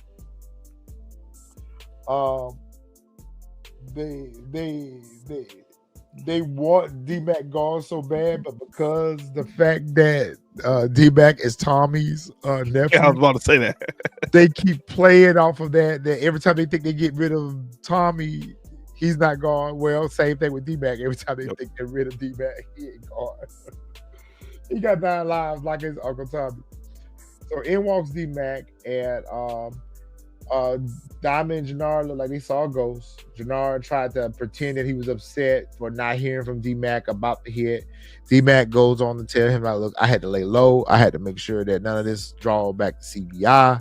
Yep. And like, I would think that y'all would be happy about what I've done. Here go y'all cut. And the fact that he showed up and brought them the money was like, I mean, every time he pulled one of his lick, he always pays debt. Yep. Even though they didn't ask him for no money, they weren't looking for nothing back off this anyway because they were looking for him to be unalive. He showed up with the money and the work. And of course, it kind of forced Diamond to have no choice but to let him back into CBI and in come Tommy. Yep. And I feel like, Tommy, what the fuck you mean? Welcome back to CBI. I felt like that was so extra. I felt like that whole comment, that whole scene right there was so extra. And they all sitting there looking shook at Tommy like, it's 3 of y'all. It's Tommy. This was the only scene that was predictable through the entire episode. Because I knew, I was like, if Tommy don't show up in this scene on this episode, then we're just going to see the continuation on the next episode of Tommy showing up. Because I was like, there's no way y'all going to bring him back and Tommy don't know or Tommy don't show up or whatever. So this was the only scene here that was predictable the entire episode as to where we knew exactly what was going to happen. But just like you said, at that point, because they're back and forth, like they didn't want to, I could tell Diamond didn't want to let him in, but it was just like he had no choice. Yeah, he had no choice. He had no choice but to let him in. So he ended up letting him in. All right. Once again, I didn't watch the trailer. I don't know why. I think I fell asleep. But let's see what's gonna be on next week's episode. So of course, you know, it's gonna be a continuation of Jenard, Diamond, and D-Mac and Tommy all arguing about D-Mac being back in CBI. Diamond tells Tommy that, look, your nephew or whoever he is a iller, and you can't deny this. So I mean, much you try to act like he's a schoolboy, he not. Yep, he's a complete hitter. And I wanted to say this earlier about Vic. I meant to ask: is Vic back to ride in the middle? I feel like he on both sides right now. He still like is. Yeah. Okay. He still is. I thought it was just me. Okay. Yeah. He still is. He's still riding both sides. I feel bad for Stacy because her case getting ready to flop. Her husband don't left her. You got Singh working against her. You got Rain over there in the bed with Vic pillow talking, giving up all her information. I feel like Stacy is losing on all ends. I don't see how she's gonna bounce back. I feel like she's gonna hit rock bottom and she's gonna lose out bad because everybody that's interacting with her right now is going against her. Or could she come out on top? She could be a Rashad Tate. I mean, I would hope that they don't regurgitate that, but I can see it. I mean, she is resilient. They've shown us that she is resilient. So she could walk out. She might not walk out as the mayor, but she might come out on top. She might find out what's happening with Singh. She might get something. Yep.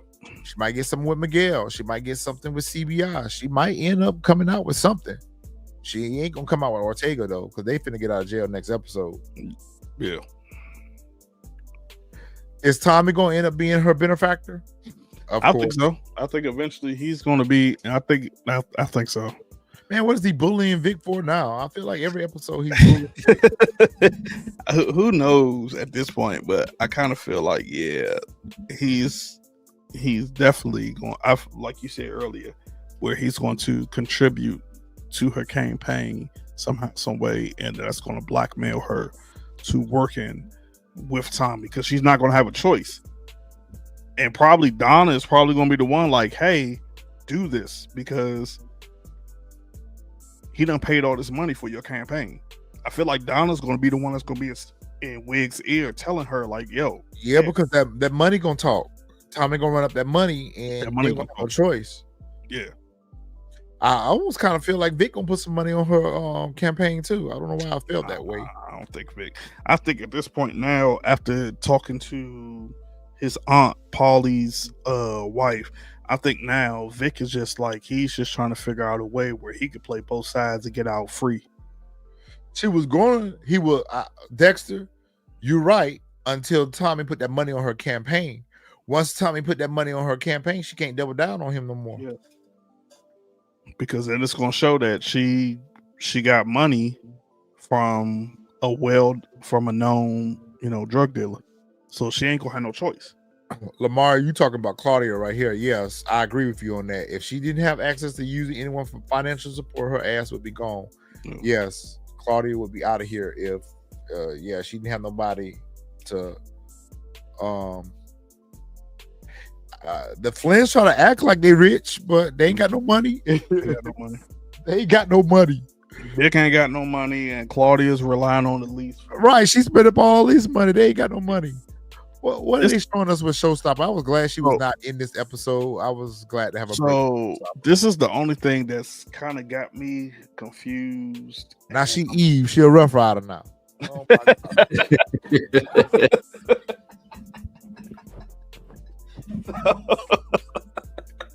Are they over there with? Is that like we're Dragon and the rest of the Rough Riders? We got Eve here with the Rough Riders. And they even try to make her. Oh my God, yo. Because is that like D-Maxine though with the motorcycles and whatever? Nah, so he tells Jenard in the trailer that like, yo, she wants to get back to being how she was before Tommy, which like she was on top, she was running things X, Y, and Z.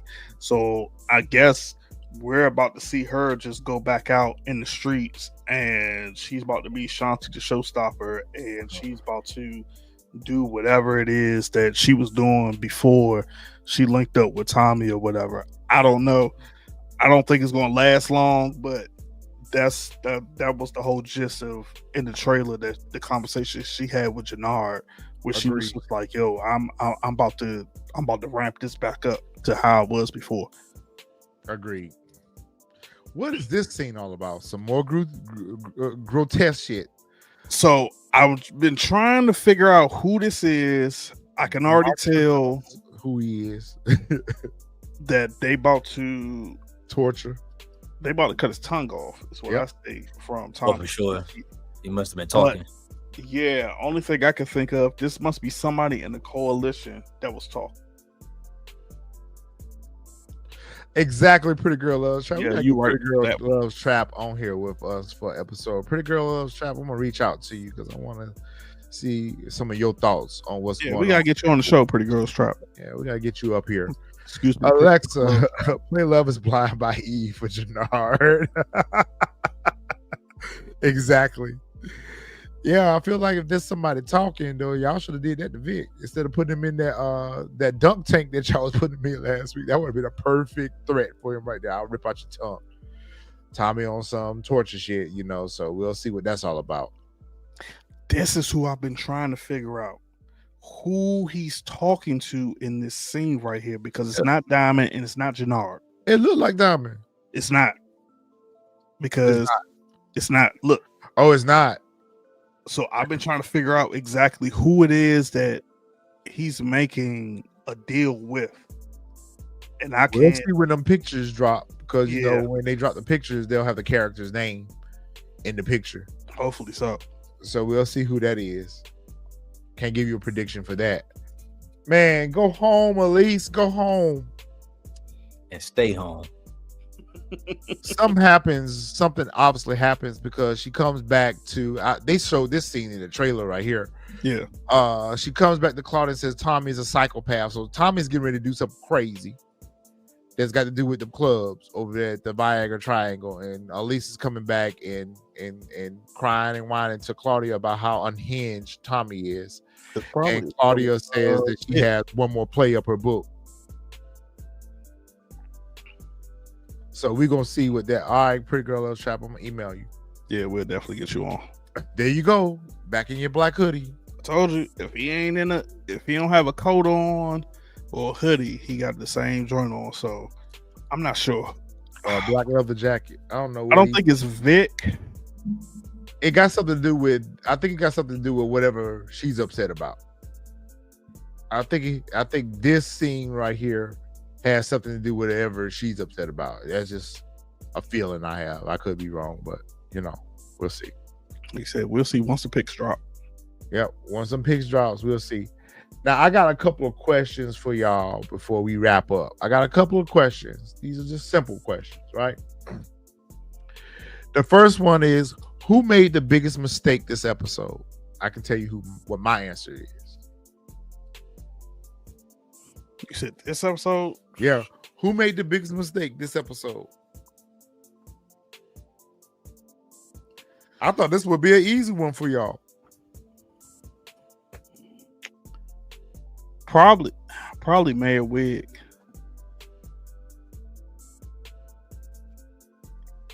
I can't think of anybody else that possibly made. Jack, you there? Because I can't think. Mayor Wig, CJ. Okay, Mayor Wig made the biggest mistake this episode. I don't feel like she did. I feel like Tommy made the biggest mistake this episode. Throwing Ortega's uncle off of the roof and making that comment that I just don't chop down trees. Chop down family trees. I burned them. That was an open invitation for what's going to happen to JP. I have another theory for JP though. Open the door to what's going to happen to JP, and it's going to be retaliation behind what you did to Ortega's uncle. Nope. Okay. I have a theory for JP. Okay. And it's not going to be from the cartel. It's going to be from within. That comment in itself, though, to me, and I feel like you out here talking about you don't just burn down family trees, you chop them down, and you don't even got your own family safe. You ain't even got your own family safe right now. To me, I just felt like that was foreshadowing. But we'll see. I mean, it could be, but I don't know why, but I have the feeling that JP is it's gonna be internal. That's gonna happen to JP. I hope this ain't another famous situation they playing with us. Again, we're on episode 3. No JP. He's not even being talked about. Yeah. At least Raising Kanan, they talked about Famous every episode until we found out what happened to him. But I find it odd that we're getting ready to go into episode 4 and we still haven't seen JP. It's just like we get him with that. I just don't know when, but I still feel like it's going to be internal. That when you say internal, what do you mean by that? Like, if it's not like I have a somewhat of a feeling that Diamond and Jenard are going to somehow plot, and they're going to be the ones who take out JP because they can't get to D-Mac, and then somehow, some way, they're going to make it look like it was the cartel. Okay. Like somehow, some way, I feel like because like I thought about that, I was like, you know what, the cartel's going to take out JP, but then I'm sitting here thinking, and I'm just like, yo, it could. Well, matter of fact, it might not even be them. It might even be Claudia that takes out JP because Claudia knows about JP. Nah. But I still feel like it's going to be internal. I don't think it's going to be the cartel though. I still feel like it's going to be internal. Or it could have something to do with the mess that D-Mac has gotten himself into, because he's gotten himself into 2 situations right now. Keep in mind, he robbed the Chinaman at the card game last week, plus this situation with the 9-7. So JP's demise could come from D-Mac's wrongdoings as well. That's true. Jack, you still with us? What's up? But I was going to ask him who did he think made the biggest mistake this episode. All right. So my next question: which character is on borrowed time right now? Who's on borrowed time? It's probably Jenard, I will agree with you on that. or at least. Jenard. I mean, there's so many characters that's on borrowed time. Like, it could be The Jenard. obvious would be Claudia. The obvious would be Vic. But since we've had so many opportunities to get rid of those characters, I don't think that it's them. I Yeah. feel like we could have gotten rid of Claudia and not be dealing with her this season. If they really wanted to get rid of the character, they didn't. We could have gotten rid of Vic so many times, they didn't. So I feel like it's not them. It's not the obvious people. I think JP is definitely on the list of borrowed time. Yeah. Part of me feels like Tommy's on borrowed time because it's everyone against Tommy. Well, we Miguel know that ain't on true because time. of legacy. Well, or that doesn't necessarily mean what we think that means too. I think JP's on borrowed time. I think that Jenard is on borrowed time. Showstopper on borrowed time. I think those are our potential list of people that's gonna not make it out. Kate could be on borrowed time, but I feel like if we're gonna get another Power series, we need Kate.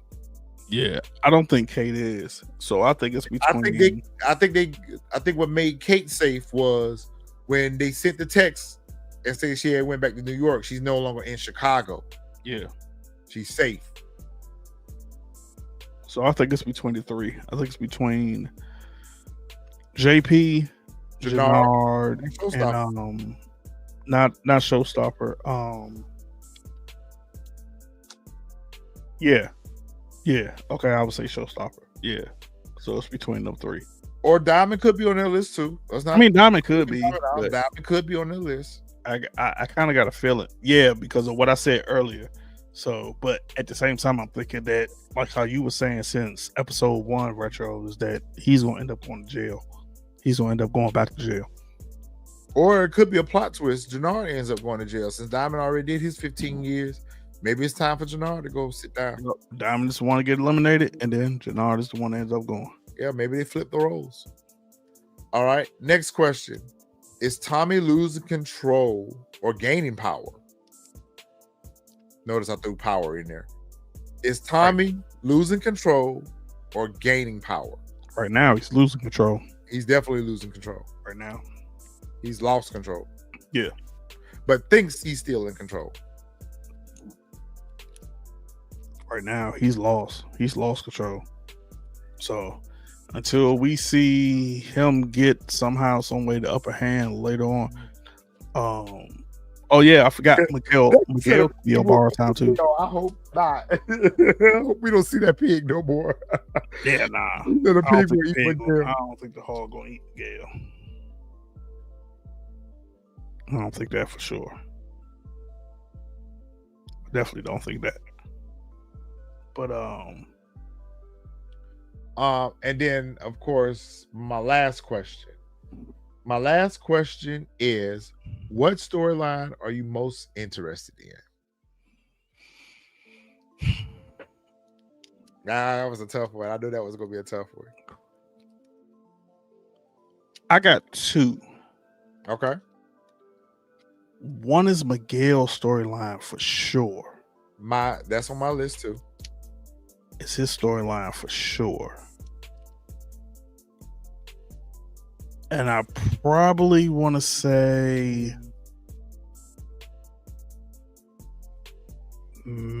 I'm tied between between D-Mac and Maria. Okay, we're on the same page. Like between one of this, like what's about to happen between one of those two. Miguel for sure. And that's mainly because of the interview that we had with him. So Miguel for sure. But then outside of that, because like I said, we already know Tommy, like we already know what's about to happen with the whole legacy thing, which I wish they would have waited until after the season to announce that. But I'm torn like back and forth between Maria and D-Mac, like what's going to happen with their characters, because everybody else like don't really care about, because we know, since we know there's a legacy, we know it's going to be outside of Chicago. So we don't care about Claudio, we don't care about Vic, we don't care about Wig, like we don't care about Ortega. Like with these characters, Dime and Jenard, like we don't even care about them anymore, because we know it's going to be a legacy and we know it's going to be in a totally different city. So these two are the only two that are like attached to Tommy, to where like their storylines will have to play out. Pretty Girl Loves Trap content makes a very good point. Yeah. Tommy can gain power if he gets Stacy or Fed in his back pocket. This might be Tommy on Ghost level right here. If he gets Stacy in his back pocket. Well, remember earlier when I said this might be a level up for Tommy. Well, remember when I said earlier with saying his facial expressions when Chan asked him to get info about Tommy could actually get Sang in his pocket. That's a good point. Okay. Pretty Girl Loves Trap content says Vic's storyline is interesting. Okay. Vic's storyline is a little bit interesting. For me, it's going to be Miguel as well, just based off of some of the comments he made in our interview. It left us with a question mark that he was not able to answer at the time that we did the interview. But he said that after the episode aired, that he would come back and answer those questions later on. Yeah. But he was not able to answer them at the time of our interview. But I think that leads me to believe that Miguel's character walks away from power. And I think he ends up getting locked up. He could end up getting locked up. And the reason why I say that, because remember when I asked him what was his opinion of Stacey Mark versus the other prosecutors in the other Power universe, he didn't want to answer that question. Yeah. And I was like, wonder why he didn't want to answer that question about Stacey. Like, there's not been a scene where he's interacted with her. So, like, why would he not want to answer that question? So that led me to think that, is she going to lock him up because she's going to lose her case with Claudia? She's going to lose her case with Ortega. Berkovich already in the ground. So and with Tommy being her, whatchamacallit, is that mean her focus is now going to have to shift to Miguel because she ain't got nobody else to go after at this point? Yeah, because if you think about it, we have not seen her even mention since episode one. I mean, not episode, season one. No, season two, when Tommy starts to get with Maria and Hardwick and I can't even think of his name, the other federal agent, take pictures of them when they was driving around. Dexter, I say yes. Very good show. Yes, that is a very good question. Well, first of all, it's a rumor because I don't think that Starz has officially announced it. I don't think that it has been officially announced that they're picking up Legacy. We know that Power Origins is in production. It's all over the internet that Power Origins is in production. They're shooting in New Jersey right now. Nah, Legacy is up there. Legacy is for real. They've opened a writer's room for Legacy yet. I don't know if I don't know how real Legacy is. I don't even know if that's the name of the show. Only reason why I say that is because of the comments that Tommy made on the Breakfast Club. But he was talking about that movie though. Yeah, he was kind of talking about the movie, but remember, we heard about Legacy like what? Yeah, matter of fact, I could have swore we even didn't we do like a whole live about Legacy? Or we did one about Origins. We talked about Origins. But I mean, either way, I do feel like them talking about Legacy, they should have just kept the talk around Origins and never talked about a potential show with Tommy and Tariq. They shouldn't. And then what didn't make it any better is the end of Ghost. Mm-hmm. With Tariq calling this, well, give us a like there. How about that? Give us a like. With Tariq making this unknown call that everyone thinks is to Tommy. So yeah, I think that definitely hurt the show. I think that we would be more on edge if we thought that this could be the end of Tommy's character. Yeah. Which I wouldn't be mad at if it was. I wouldn't. But I think for me, I don't know if I would want Tommy to go out with this crew, the characters on Force. I don't know if I would want Tommy to go out that way, but I wouldn't be mad if they got rid of Tommy's character at this point. I mean, he's been around forever at this point. Yeah. I mean, me, honestly, I felt like they could have kept Origins as well as the legacy info until this season was done, and then Kanan season maybe like, because we want to be on Kanan season 4, right? 5. Season 5, like right before Kanan season 5 come out, then we start to get those whispers. But I think they have to go ahead and get us ready for Origins, because I think Origins is going to roll right into Raising Kanan. I think that's why they're producing. And I think this year, the same thing. I think at the end, we're going to see the rollover right into Legacy.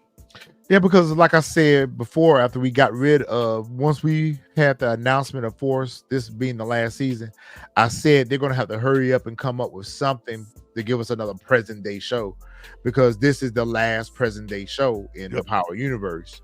So we need a new present day show. So Legacy makes sense for that point. I just don't know what the storyline is going to be about. And it's going to all probably end up centering around how Force ends, as well as combining how Book 2 ends. So I think they're going to combine those two shows on how they ended and roll that over into Legacy, which is, I don't want to see Tariq and his crew again. Maybe I could stomach Tariq if I don't have the whole Braden mashup.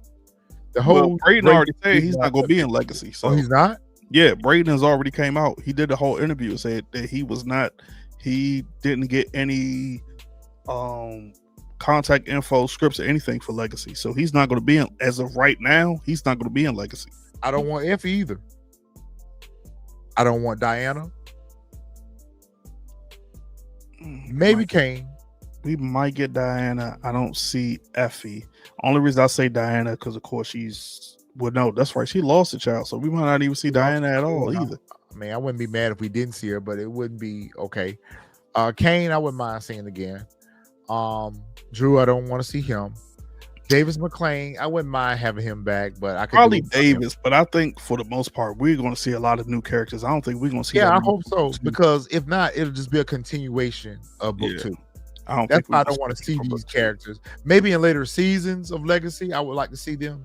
But when Legacy first starts, I don't want to see no characters from Force, maybe 1 or 2.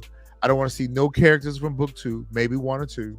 Other than that, I want new characters to give us a new story. Otherwise, if you bring characters over from Force, it's a continuation of Force.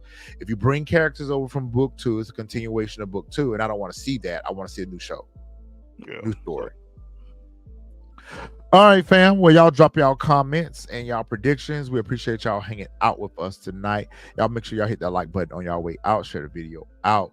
Fresh, you got any last minute housekeeping before we be out? Nope. I'm just anxious to see the picks for episode 4. Man, let's talk about that. The picks, stars waited so late. We were checking the media room every day.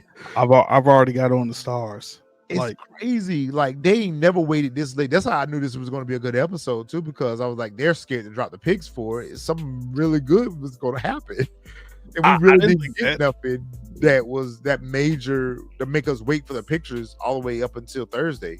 Because remember, they did that on Kanan last season, where like those first 3 episodes they dropped them early, and then after that they started dropping them super late. It started waiting. Yeah, but this was one of the latest right here, though. Like, it was late in the evening they dropped them. It's probably gonna be the same. But you know better than I do, because you always go out there and do the predictions, so you know what time they drop. But I'm used to them dropping around noon. Noon on Mondays is when they drop them, or when they used to drop them. When they used to, so we'll definitely see. So we'll see. Now watch, this week they're gonna drop them early. Watch they probably will. They'll be out there tomorrow. I won't be surprised, because we don't even know if we're getting a break, which I'm sure we probably are. Matter of fact, do we get a break this week? I don't know because they didn't drop the episode descriptions this season either. So I don't know. We'll look at that offline and see. But yeah, because I just realized it's a holiday weekend. We might and we might not, but I know a break is coming in soon. Yeah. Speaking of which, we want to wish everyone a happy Thanksgiving. Hope everyone enjoyed their time with their families. Y'all enjoy yourselves. All right, guys. Well, we are out, and we will see you guys next week. Yep. Y'all make sure y'all drop y'all predictions and y'all thoughts and comments into the chat, and we will see you guys next week. Jack, you still there with us? Jack, probably. Yes, sir. I'm still here. What you got? What you got for housekeeping? Nothing, man. I'm just hoping everybody have a good Thanksgiving so I can tap in. My domestic terrorist was up live and doing what she does best, terrorize. So that's that. I'm definitely looking forward. You know what? Just real quick before we get up out of here, I do think the season is getting better as we go on. I didn't have much hope for the season at all, but it is definitely getting better. All right, fam. You heard it here. The season is getting better. All right, we'll see you guys next week. Y'all be safe. Y'all have a good week.